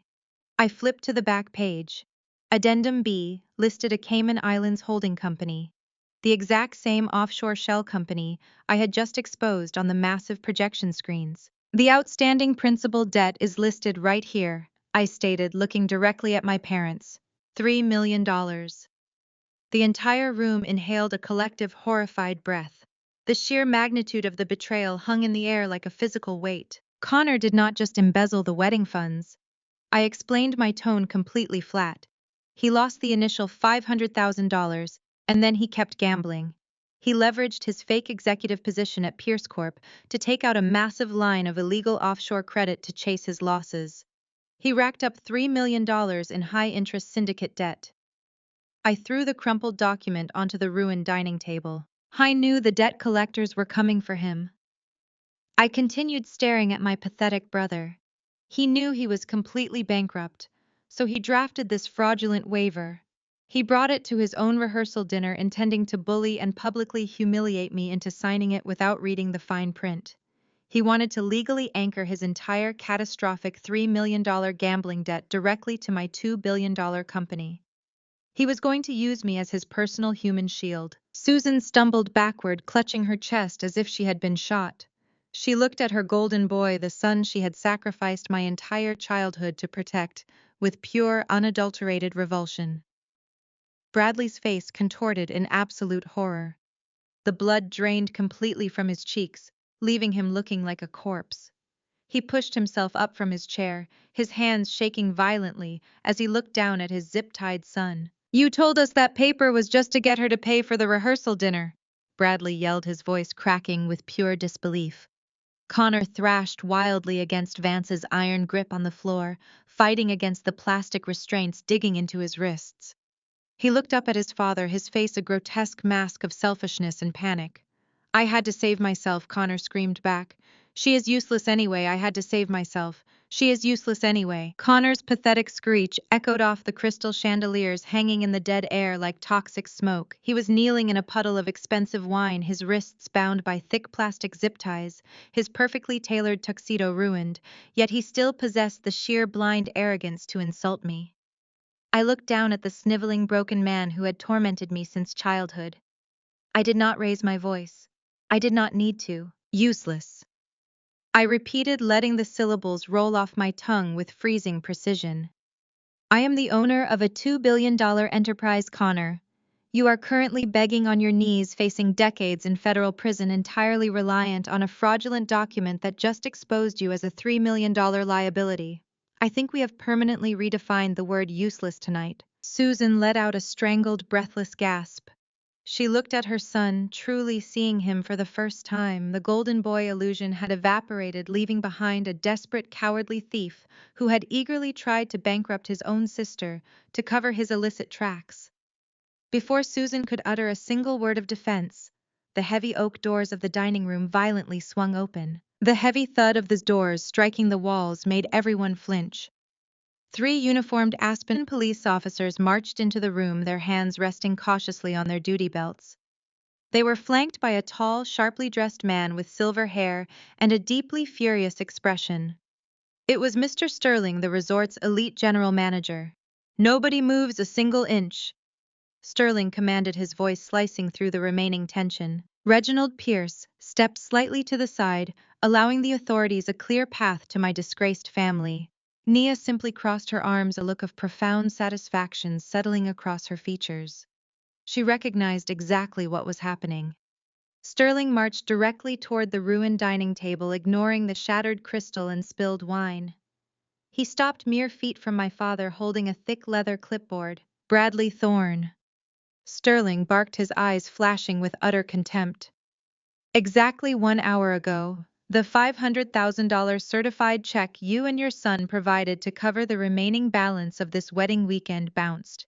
The issuing bank flagged it for insufficient funds and suspected wire fraud." Bradley opened his mouth, his face turning an alarming shade of gray, but no sound came out. "You are occupying a premium venue, consuming luxury resources, and attempting to host a high society event with absolutely zero capital."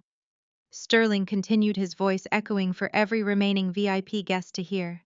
"That constitutes felony theft of services in the state of Colorado. I am ordering you, your son, and your entire party to evacuate my premises immediately, or these officers will place you all under arrest for criminal fraud." Susan let out a piercing shriek, clutching her chest as she stumbled back into the wall. The elite guests, the socialites she had spent months trying to impress, were now watching her public humiliation with undisguised disgust. The facade was completely obliterated. Bradley leaped out of his chair. Panic completely consumed him. He was a man obsessed with his country club reputation, and the threat of being perp-walked out of Aspen's premier resort in handcuffs was destroying his sanity. "Wait!" Bradley yelled, his voice cracking hysterically. He lunged toward his leather briefcase resting on a nearby side table. His hands shook violently as he fumbled with the brass latches. "You cannot throw us out. You cannot arrest us. We have a secondary arrangement." Sterling narrowed his eyes, motioning for the police officers to hold their position. "What arrangement? You are completely bankrupt." Bradley yanked a thick red folder from his briefcase and practically threw it onto the table.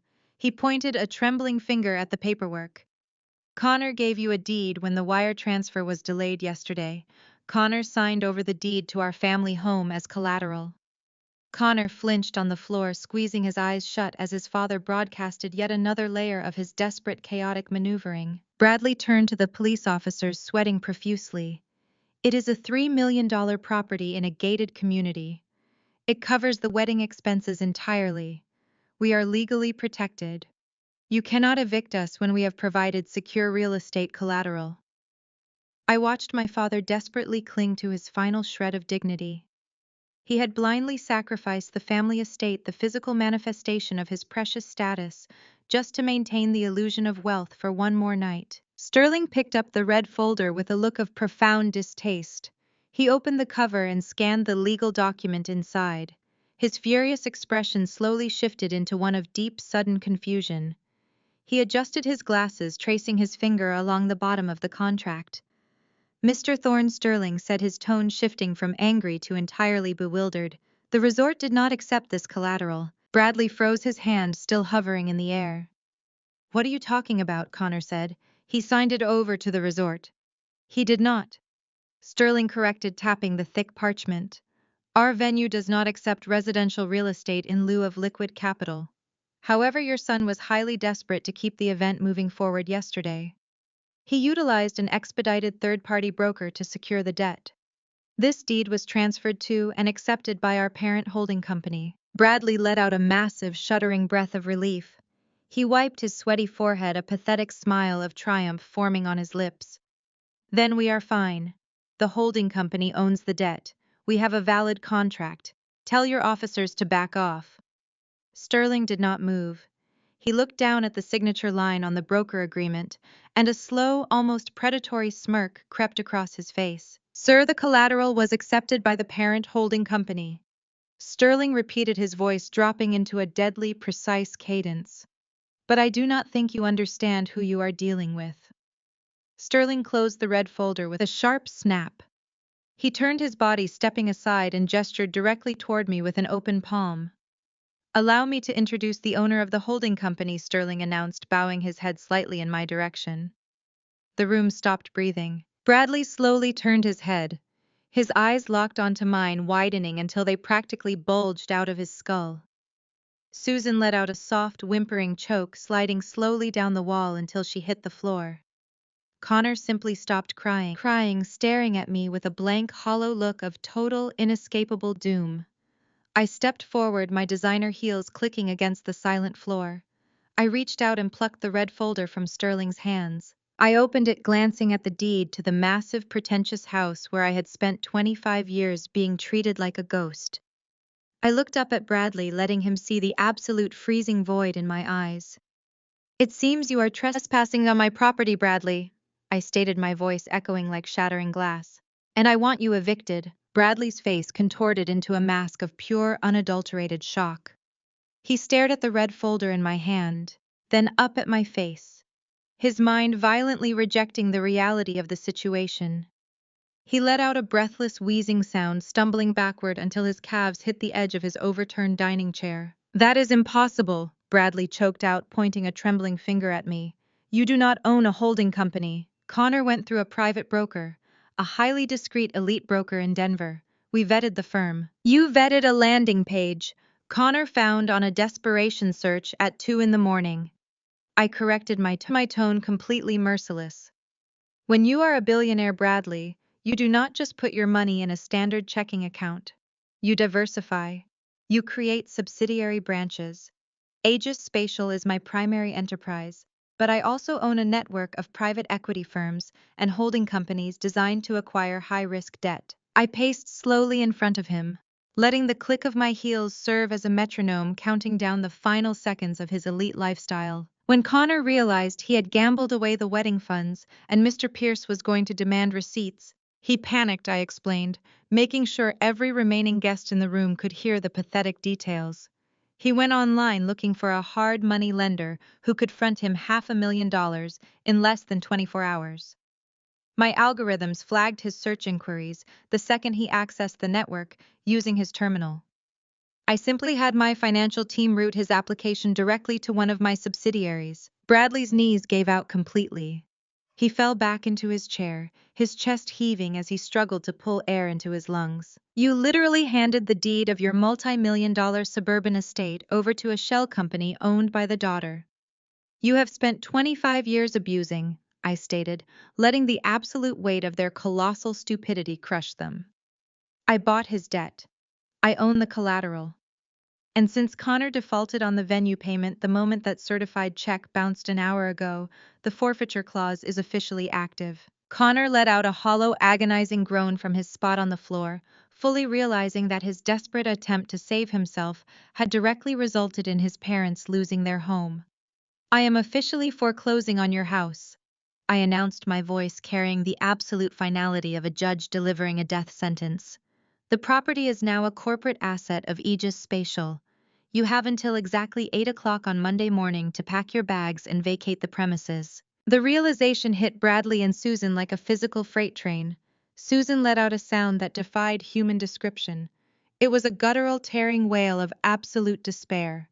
Her entire world, her country club memberships, her sprawling, manicured lawns, her pristine neighborhood reputation had just been vaporized in an instant.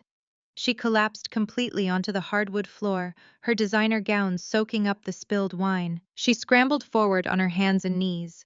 It was a pathetic, grotesque display. She reached out with shaking, manicured hands and grabbed the hem of my wine-stained silk dress. "Alyssa, please." Susan sobbed, tears ruining her expensive makeup, leaving dark, jagged streaks down her cheeks. "You cannot do this. We are your parents. You cannot do this to your own mother." I looked down at the woman gripping my ruined dress. I felt absolutely nothing, no guilt, no hesitation, just the satisfying closure of a wound that had been bleeding for over 2 decades. I reached into my designer clutch and pulled out a folded piece of paper. It was the itemized invoice the venue manager had handed me earlier in the evening. I dropped the slip of paper directly onto the floor, letting it land right in front of her weeping face. That is the $15,000 receipt for the rehearsal dinner catering, I said, my voice dropping to a deadly freezing whisper.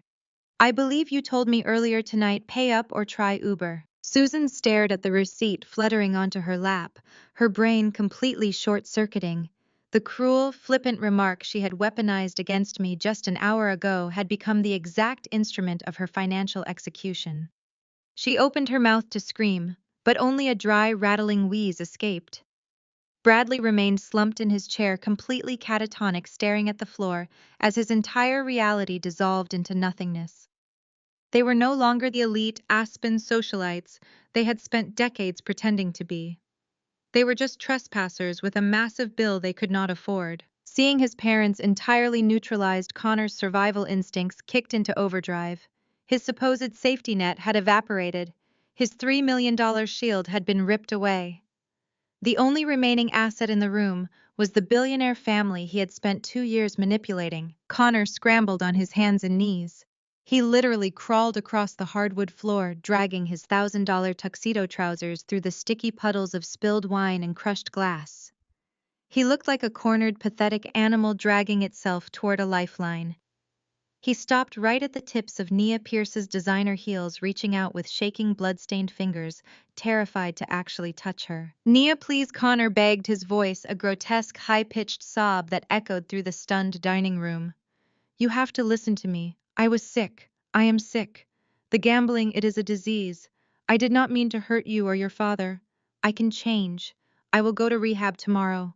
I swear on my life I will get clean." I was weeping so heavily that saliva and tears were dripping onto her shoes.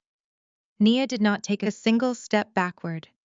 She stood absolutely still, looking down at the man she had planned to marry with an expression of pure, unadulterated clinical detachment. "Just give me one more chance," Connor pleaded, clasping his hands together in prayer.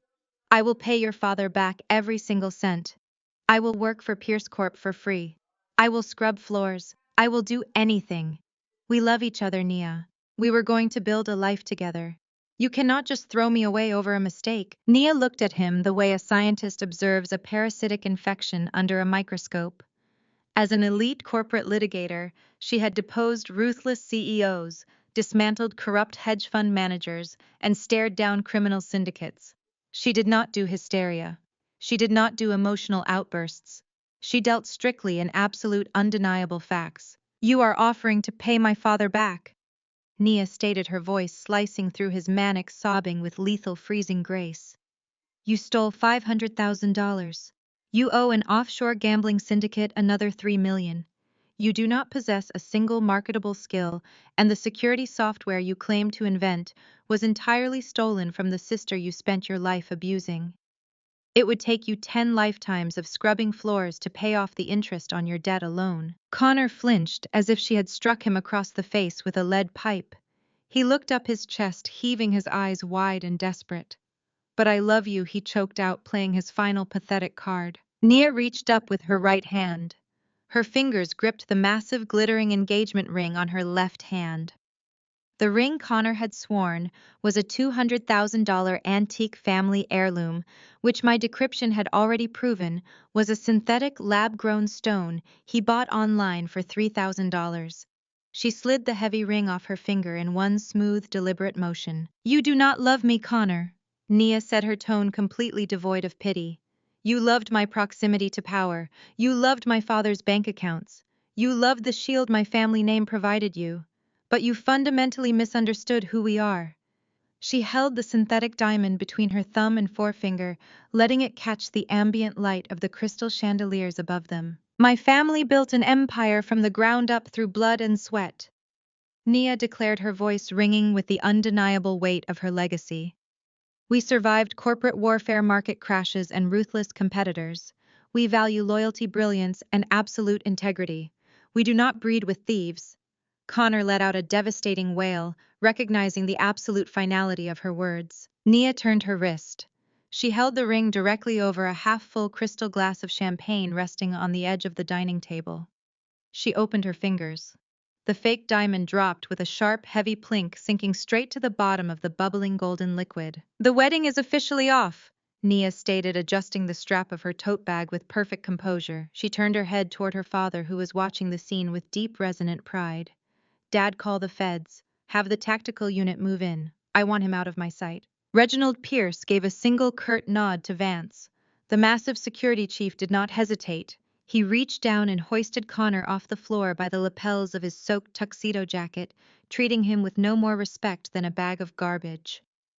Vance shoved Connor forward directly into the waiting hands of the 3 Aspen police officers who had been standing by the doorway with the resort manager. The lead officer spun Connor around with practiced efficiency. He pulled out a pair of heavy steel handcuffs. The sharp metallic clicks reverberated through the silent dining room as they snapped shut over Connor's wrists, replacing the temporary plastic zip ties. "Connor Thorne, you are under arrest," the officer stated, his voice a flat, booming baritone. "You are being charged with grand larceny, corporate espionage, wire fraud, and interstate financial crimes. You have the right to remain silent. Anything you say can and will be used against you in a court of law." The reality of the cold steel biting into his wrists finally broke whatever fragile delusion Connor was still clinging to. The charming executive facade completely vanished. He began to thrash violently against the officers, kicking his feet and twisting his shoulders like a spoiled toddler throwing a tantrum in a grocery store. "Get your hands off me!" Connor shrieked, saliva flying from his lips as he struggled helplessly. "You cannot do this. I am a Thorne. I am a Pierce executive." "You are an unemployed felon," Reginald corrected coldly, stepping squarely in front of his daughter to shield her from the pathetic display. "Get him out of here."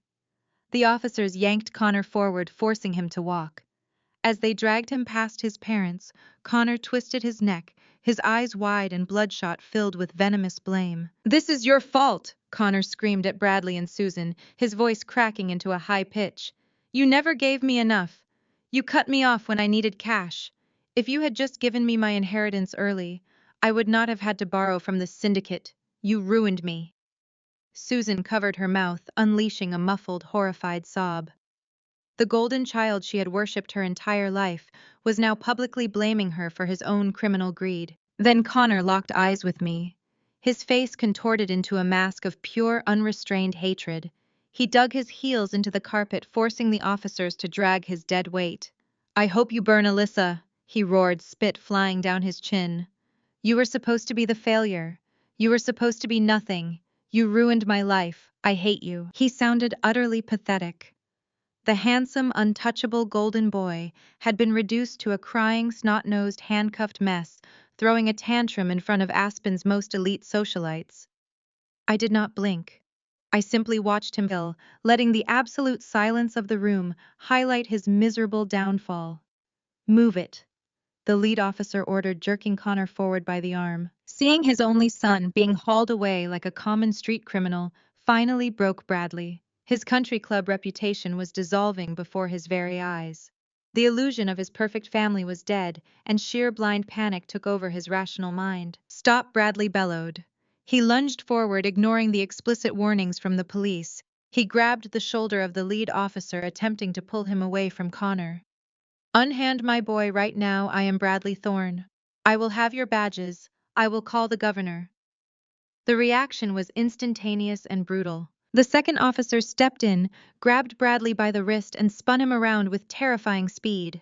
Bradley let out a startled yelp as the officer slammed him face first onto the ruined dining table, right into the puddle of spilled champagne and shattered crystal. "Do not ever touch a police officer!" the cop growled, pinning Bradley's arm sharply behind his back. Bradley groaned in pain, his cheek pressed flat against the wet wood. "You are under arrest for assaulting a peace officer and obstruction of justice.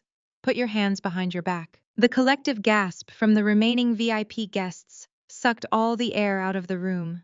The local senators, the hedge fund managers, the elite socialites Susan had spent months courting, they all watched in utter revulsion. The pristine, untouchable Thorne family image was entirely shattered. Bradley was being handcuffed on a wet table. Connor was being dragged out the door screaming like a lunatic. Susan was sobbing on the floor in a ruined dress, completely bankrupt and about to be homeless. I stood quietly in the center of the wreckage, my posture perfect, my expression serene. the checkmate was complete. The heavy oak doors remained propped open as the police officers hauled a dripping, handcuffed Bradley to his feet. They dragged him roughly toward the main exit of the dining room, forcing Susan to stumble along behind them. The officers paused in the drafty threshold to coordinate their transport vehicles over their radios. The biting Colorado mountain air swept into the room, cutting through the residual heat of the chaotic evening. Bradley stood detained near the exit, shivering violently. The expensive champagne he had been slammed into was rapidly freezing against his skin and ruining his bespoke suit. Susan huddled next to him, her arms wrapped tightly around her own torso. Her teeth chattered uncontrollably. She was shivering from the cold, but mostly from the devastating, paralyzing shock of losing her entire reality in the span of 30 minutes. With the trash officially taken out, the room fell dead silent. The remaining Aspen elite, the hedge fund managers, the senators, and the corporate executives stood paralyzed. Nobody reached for their phones. Nobody dared to whisper. They had just witnessed a masterclass in absolute destruction. The pristine, untouchable Thorne family image had been butchered, filleted, and tossed to the wolves right in front of their eyes. Reginald Pierce broke the heavy quiet. He did not look angry. He did not look disturbed. He looked profoundly impressed. He adjusted his tailored jacket, brushing an invisible speck of dust from his lapel, restoring his immaculate composure. The ruthless billionaire, a man who famously bowed to absolutely no one in the corporate world, turned his piercing gaze away from my disgraced parents at the door. He looked directly at me. He bypassed the shattered crystal and the ruined centerpieces, walking with steady, commanding authority toward the head of the room. He bypassed the seats designated for his executives. He approached the master chair at the very center of the VIP table, the seat of honor. With deliberate, respectful precision, Reginald reached out and pulled the heavy velvet chair out from the table. "Ms. Thorne," Reginald stated, his deep voice carrying effortlessly across the vaulted room, completely ignoring the ruined family bleeding out by the door. "I believe we have a highly classified Department of Defense contract that requires a competent project director. Please take a seat." A fresh wave of shock rippled through the gathered socialites. Nia stood gracefully beside her father, her posture radiating absolute agreement and respect. Vance folded his massive arms, offering a rare, subtle nod of approval. They were not looking at me as an inheritance victim or a scorned sister. They were looking at an equal. A corporate predator who had just protected their empire from a $3 million liability. I smoothed the front of my silk dress and walked toward the VIP table. The crowd of elites parted for me, instantly stepping back to clear my path, their eyes wide with newfound reverence. I was no longer the quiet, overlooked middle child. I was the architect of Aegis Spatial. I was the woman holding the deed to the Thorne estate. As I reached the head of the table, I turned around before taking my seat. I looked straight across the grand dining room, past the glittering chandeliers and the awestruck guests. My eyes locked onto the drafty exit. Susan and Bradley stood shivering in the doorway, under the harsh grip of the local police. Their faces were drained of all color, contorted in absolute soul-crushing horror. They could do nothing but watch as the daughter they had cast out, abused, and publicly labeled a worthless failure, was treated like royalty by the billionaire they had worshipped and begged to impress. Nia Pierce did not even spare a backward glance at the pathetic scene unfolding near the exit. She simply raised two perfectly manicured fingers in the air. The Aspen Resort's elite catering staff materialized instantly from the shadows. Dressed in immaculate white jackets, they moved with military precision, sweeping away the shattered crystal, mopping up the spilled champagne, and replacing the ruined tablecloth in a matter of seconds. A sommelier stepped forward, uncorking a fresh, chilled bottle of vintage Dom Perignon. The crisp pop of the cork echoed loudly, breaking the final remnants of tension in the room. He poured the bubbling golden liquid into 3 pristine flutes placed in front of Reginald, Nia, and me. Nia took her seat directly to my right. She picked up her glass, her eyes catching the light of the chandeliers above us. She looked at me not as a prospective employee, but as a formidable ally. To dodging bullets and brilliant women, Nia declared, her voice ringing with absolute unapologetic triumph. I picked up my flute, the cool crystal grounding me in the reality of my absolute victory. I clinked my glass against Nia's, then reached across to tap Reginald's glass. The clear chime of the toast felt like a death knell for the Thorne family legacy. I took a slow, deliberate sip. The champagne tasted like pure vindication. Without missing a beat, the three of us seamlessly pivoted into a high-level corporate discussion as if the preceding 30 minutes of criminal arrests and family betrayal had simply been a brief intermission. Reginald leaned forward, interlacing his fingers on the table, immediately diving into the logistics of the Department of Defense contract. We discussed the aggressive acquisition of smaller cybersecurity startups to bolster Aegis Spatial's infrastructure. We analyzed current market vulnerabilities and hostile expansion strategies. I laid out a comprehensive quarterly roadmap demonstrating exactly why my encryption algorithms were worth every cent of their new multi-million-dollar valuation. I spoke with absolute confidence, outlining the exact security protocols needed to secure the government contracts. Reginald listened intently, nodding his head in agreement, treating every word I said with the utmost respect. Nia chimed in with legal strategies to insulate the new intellectual property from corporate espionage, her brilliant legal mind perfectly complementing my technical expertise. We were building an empire right there at the dinner table. Through it all, I did not look at the doorway once. I completely ignored the existence of Bradley and Susan Thorne. They were still lingering in the freezing draft of the exit, clutching their ruined clothes. Their teeth chattered loudly as the mountain air blasted against their faces. They were desperately hoping for a final glance. They stood there waiting for a shred of mercy, a moment of hesitation, or even a gloating smirk to validate their presence. They wanted me to acknowledge them, to show that their approval or their suffering still mattered to me. I gave them absolutely nothing. Their absolute irrelevance was the ultimate punishment. I did not raise my voice to mock them. I did not turn my head to watch them suffer. I simply erased them from my reality. They were no longer powerful adversaries to be fought, or parents to be appeased. They were simply ghosts, haunting a doorway they no longer had the right to stand in. While I was actively outlining the integration protocols for Pierce Corp's new security division, the resort manager marched purposefully toward the front entrance. His demeanor was completely devoid of the fawning subservience he had shown the Thorne family earlier that evening. He stopped squarely in front of Bradley and Susan, his posture rigid, his face a mask of professional disgust. "Excuse me," the venue manager stated, his voice sharp and loud enough to carry over the quiet hum of the dining room, completely devoid of any customer service warmth. "You are no longer on the guest list. I must ask you to leave the property immediately." Bradley opened his mouth to argue, his face flushing a deep mottled purple. "Do you know who I am?" he stammered, pointing a shaking finger at the manager. The manager signaled to the two massive security guards flanking the doorway. "You are trespassers," the manager replied coldly. "Escort them off the premises." The guards moved with terrifying efficiency. One grabbed Bradley by the arm, twisting it just enough to march him forward. The other placed a firm, unyielding hand on Susan's back, forcing her out of the warm, luxurious glow of the dining room and straight into the brutal Colorado winter. The heavy glass doors slammed shut behind them with a definitive thud. The lock engaged loudly. The aspen air was unforgiving. The temperature had plummeted well below freezing, and the wind whipped violently across the mountain resort's grand entrance. Susan gasped as the icy air hit her exposed arms. She was wearing a sleeveless silk gown meant for heated ballrooms, not a blizzard. Bradley was in even worse shape.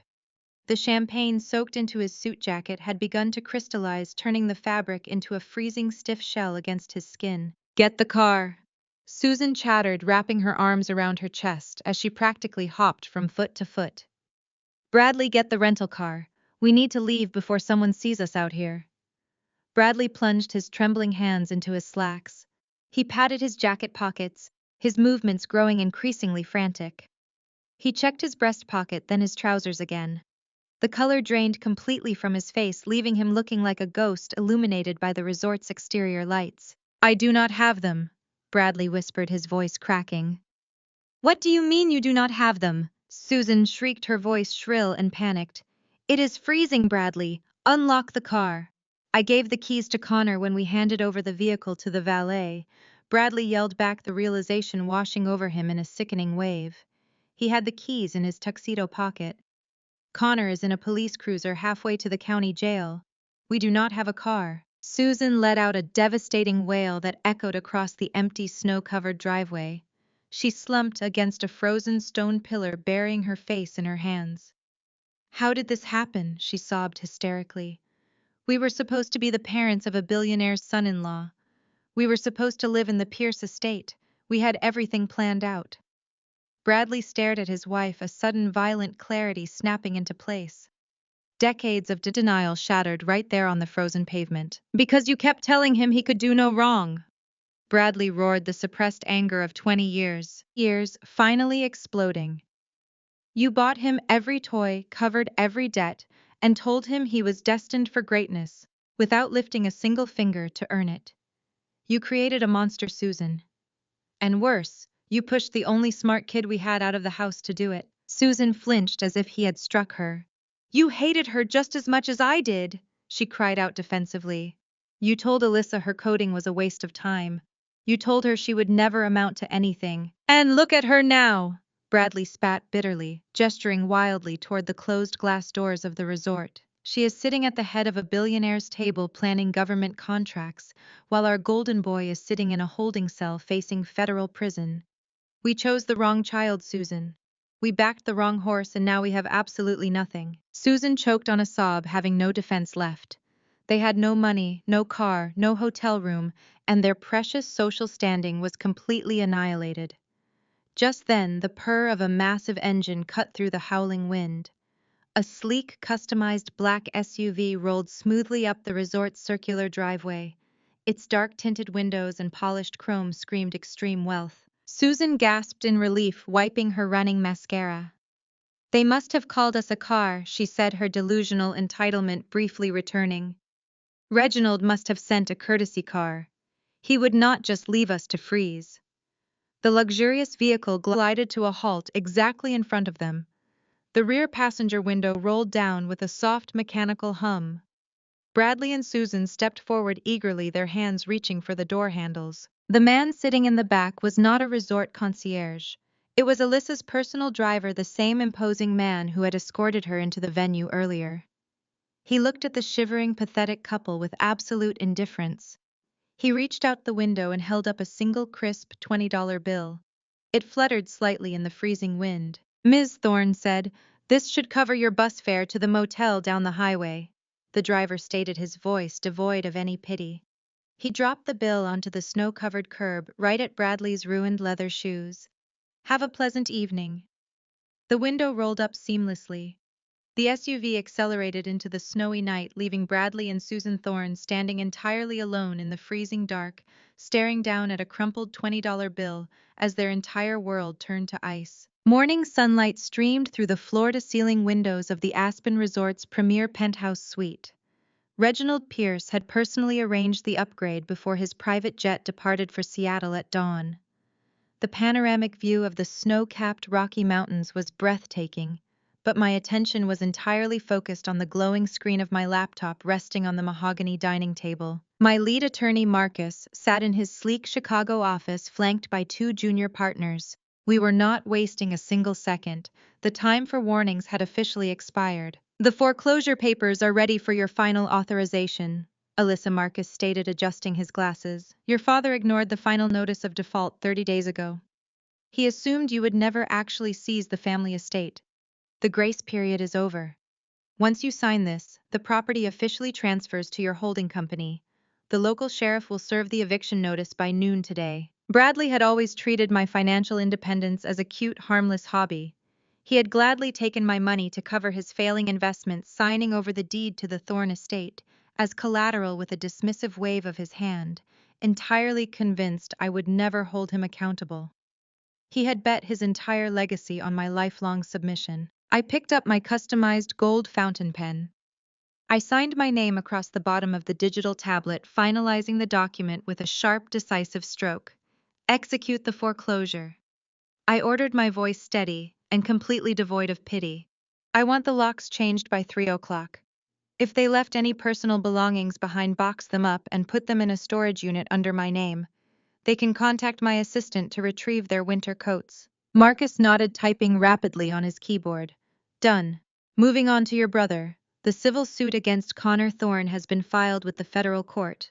We are legally freezing all his remaining personal assets, including the offshore accounts we traced yesterday.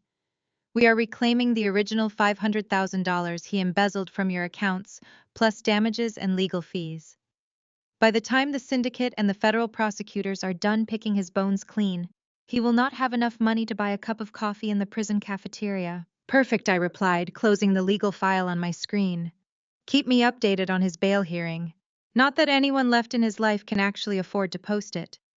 As I disconnected the video call, my phone began to vibrate violently across the marble countertop. It was not a single call. It was an absolute avalanche of notifications. The Thorne extended family group chat, a digital space I had muted for years, was suddenly exploding with activity. I picked up the phone, taking a slow sip of my black coffee as I scrolled through the sheer panic. Bradley and Susan had clearly spent a miserable, freezing night in whatever cheap roadside motel my $20 bill had managed to secure them. Now desperation had set in. They were mass texting every aunt, uncle, and cousin we had, spinning a frantic, hysterical narrative. Susan, please, someone answer. We need help. Alyssa has lost her mind. She had Connor arrested on fake charges. Bradley, I need a wire transfer of $50,000 immediately for a defense attorney. Connor is in a county holding cell. Aunt Martha. What is going on, Bradley?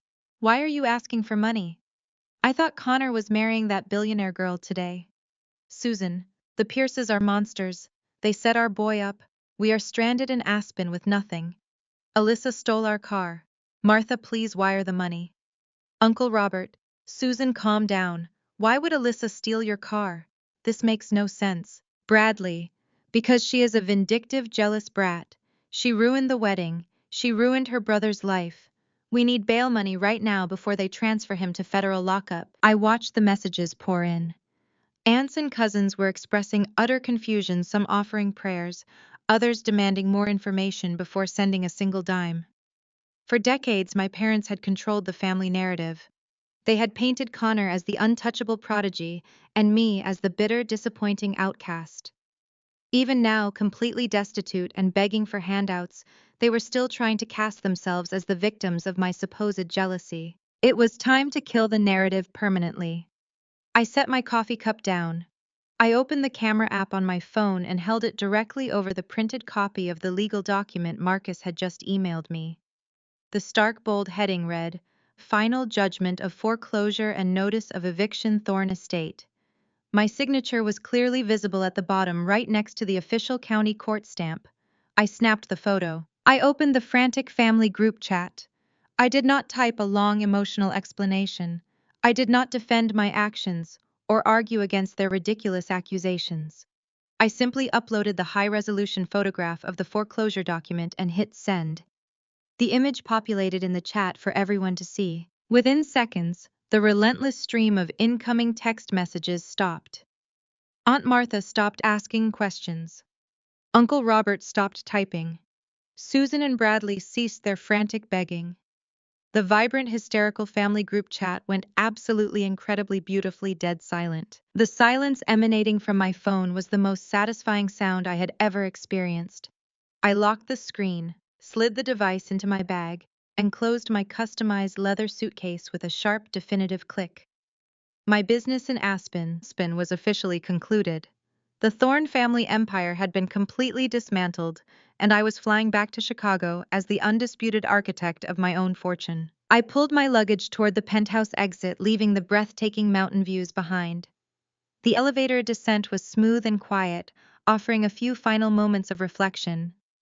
For my entire life, I had conditioned myself to brace for impact whenever my parents were involved. I had expected to feel a twinge of guilt, a fleeting moment of hesitation, or perhaps a lingering sense of familial duty when I finally dropped the guillotine on their fraudulent lives. Instead, I felt nothing but brilliant, unburdened weightlessness. The elevator doors slid open to the grand lobby. The resort staff stood at attention. The concierge, who had witnessed the spectacular destruction of my family the night before, offered a deep, respectful nod as I handed my bags to a waiting bellhop. My private driver was already stationed outside, ready to transport me to the airstrip. I stepped through the sliding glass doors into the crisp, blindingly bright Colorado morning. The winter sun reflected harshly off the pristine snowbanks. I walked down the heated stone pathway toward the resort's towering iron security gates. That was when I saw them. Bradley and Susan were pressed against the heavy wrought iron bars. They had not taken the bus to a cheap motel. They had spent the entire freezing night huddled right outside the resort perimeter, clinging to the desperate hope that they could ambush me on my way out. They looked entirely destroyed. Bradley's bespoke tuxedo was stiff-stained and completely ruined from the frozen champagne. He was shivering uncontrollably, his face gaunt and pale, his eyes bloodshot from a night of panicked tears. Susan looked even worse. Her expensive updo was a tangled, frozen mess. Her mascara was smeared down her cheeks in dark, jagged tracks, and she had wrapped her arms around her thin silk dress in a futile attempt to stave off the biting wind. Alyssa Bradley croaked, his voice raw and broken as he spotted me approaching. He shoved his hands through the gaps in the iron gate, waving frantically. "Alyssa, please stop. Please, you have to listen to us." I did not break my stride.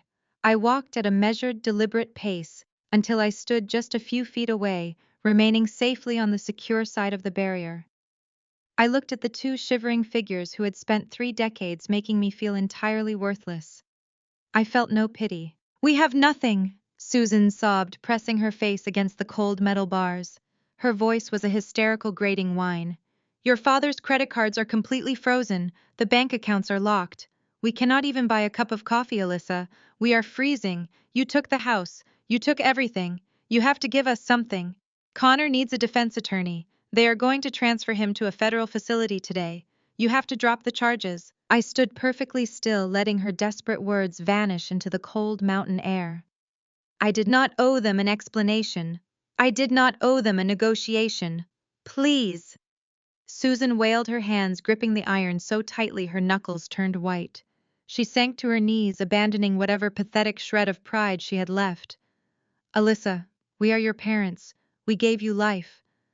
I stared down at her, kneeling in the dirty snow. The sheer audacity of her entitlement was staggering. "You gave me a life of misery," I stated, my voice echoing with pure absolute ice. "Every meal, every holiday, every single day in that house was a reminder that I was unwanted. You did not raise me. You merely tolerated my existence while you funneled your stolen wealth into a criminal. You bet your entire legacy on a golden child who turned out to be a pathetic fraud." Bradley opened his mouth desperately, trying to formulate a defense, but I cut him off immediately. "I built my own empire." I continued, my gaze locking onto my father's terrified eyes. "I built it without your money, without your support, and without your approval. The Thorne estate belongs to me now. Aegis Spatial belongs to me. You are nothing but bankrupt trespassers. Keep my name out of your mouths, or the next lawsuit I file will be for defamation." Susan let out a breathless, choked gasp, completely paralyzed by the absolute finality in my voice. Bradley sagged against the gate, the last remaining sliver of his arrogant composure completely shattering. They finally understood. There would be no negotiation. There would be no financial bailout. There would be no secret reserves of familial loyalty to tap into. I turned my back on them. I did not shed a single tear. I did not offer a final lingering look of regret. There was no grand redemption arc for the people who had abused and discarded me. I walked straight toward the waiting black SUV, the snow crunching softly beneath my designer boots. My driver opened the rear door, offering a polite professional smile. I stepped inside the heated, luxurious cabin, and the heavy door slammed shut, permanently sealing out the sight of my ruined parents begging in the frozen dirt. The tarmac was slick with early morning frost, as the sleek Gulfstream G700 waited, its turbines whining with a low, predatory hum. The private airstrip, tucked away in the secluded valley of Aspen, was a world away from the freezing, desolate gate where I had left my parents. Reginald Pierce and his daughter Nia stood by the boarding steps. They looked like royalty in the high-stakes world of aerospace engineering. Nia was no longer dressed in the cocktail attire from the night before. She was in a sharp, tailored navy suit that screamed absolute authority. She had spent the last 6 hours on the phone with Pierce Corp's legal team, effectively purging Connor's fingerprints from every corner of the corporate infrastructure. I walked toward them, my heels clicking sharply against the pavement. My own security team handled my luggage, loading it into the hold. As I approached, Nia met me halfway. She looked at me with an intensity that acknowledged exactly what I had accomplished in less than 24 hours. I have spent years navigating the shark-infested waters of my father's company. Nia said, her voice tight but genuine. Connor wasn't just incompetent. He was a liability who would have dragged the Pierce name into a federal investigation within the fiscal quarter. By exposing him, you didn't just save your own skin, Alyssa. You saved me from a lifetime of cleaning up his debris. She extended a hand and I took it. It was a firm, grounding grip. We aren't just partners on paper anymore, she added, a rare, genuine smile touching her lips. We are the new guard. In this industry, that means something. Aegis Spatial is officially the primary contractor for the entire Pierce Corp satellite division. We are cutting the dead weight and building something that actually functions. Reginald signaled for his security to give us space. He held a thick, leather-bound portfolio under his arm. He had watched the entire Thorne family collapse without so much as a blink, a testament to his own cold-blooded business acumen. To him, the Thorne family drama was just an inconvenience that had been expertly pruned. He stepped forward, tapping the portfolio against his palm. The board of directors is already briefed on the shift, he began, his voice deep and resonant. They are thrilled to be moving on from the Thorne family's amateurish attempts at cybersecurity. We need a partner who understands the nuance of national security, not one who plays games with their daughter's inheritance. He opened the portfolio and withdrew a heavy, high-quality document. It was a formal prime contractor agreement for a massive Department of Defense initiative. I took it, the weight of the document tangible in my hands. The top line clearly stated a valuation of $50 million for the initial deployment phase of Aegis Spatial's proprietary encryption framework. This project is the backbone of our long-term strategy. Reginald continued, his eyes locked onto mine.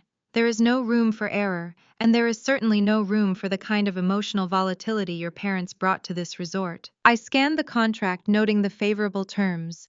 It granted me unprecedented creative and technical autonomy, effectively making me the most powerful woman in the aerospace sector. I looked up at the billionaire and his daughter. The contrast between this dynamic and the toxic, draining environment of my childhood was jarring. There was no manipulation here, no gaslighting, no demands for subservience. There was only raw, calculated meritocracy. I checked my digital pen, ensuring the ink was ready, and prepared to sign away the last vestiges of my life as the ignored Thorne daughter. I was the architect of my own destiny, the CEO of my own firm, and now the most vital partner in a multi-billion-dollar defense conglomerate. To a prosperous future, Ms. Thorne, Reginald said, offering a small, respectful inclination of his head. I pressed the pen to the paper, signing my name across the signature block with a flourish. As the ink settled, I realized the transition was complete. Alyssa Thorne, the daughter of failing grifters, had effectively ceased to exist. In her place stood the woman who had just signed a contract that would rewrite the future of the aerospace industry. I stood there, the document in one hand and my future in the other, feeling the cold mountain wind catch my hair. I did not need a family name to define my worth.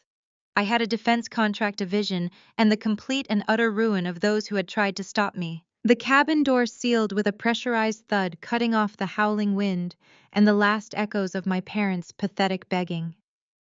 As the helicopter lifted from the tarmac, the resort fell away, transformed into a tiny, insignificant grid against the overwhelming vastness of the Rockies. I watched the peaks dip and weave beneath us, the jagged edges of the landscape no longer feeling imposing. They were merely obstacles I had overcome. I settled into the plush leather seat and pulled my phone from my clutch. My screen lit up instantly, a relentless stream of notifications mirroring the chaos I had left behind in the snow. I ignored the frantic missed calls from Bradley and Susan, scrolling instead to the top news alerts that had been pushed to my lock screen. The headline was stark bold: an undeniably final tech exec arrested for multi-million-dollar fraud. Below it, a high-resolution photo displayed Connor, his face gaunt and stripped of all the arrogance that had defined his existence. He was handcuffed, being escorted out of a federal building in Chicago by two stone-faced agents. The accompanying article detailed the complete collapse of his offshore accounts and the seizure of his assets. The syndicate had abandoned him the moment the federal net tightened, and the legal repercussions would ensure he spent the next decade reflecting on his choices from behind a wire fence. I swiped the notification away. It was not a moment of triumph.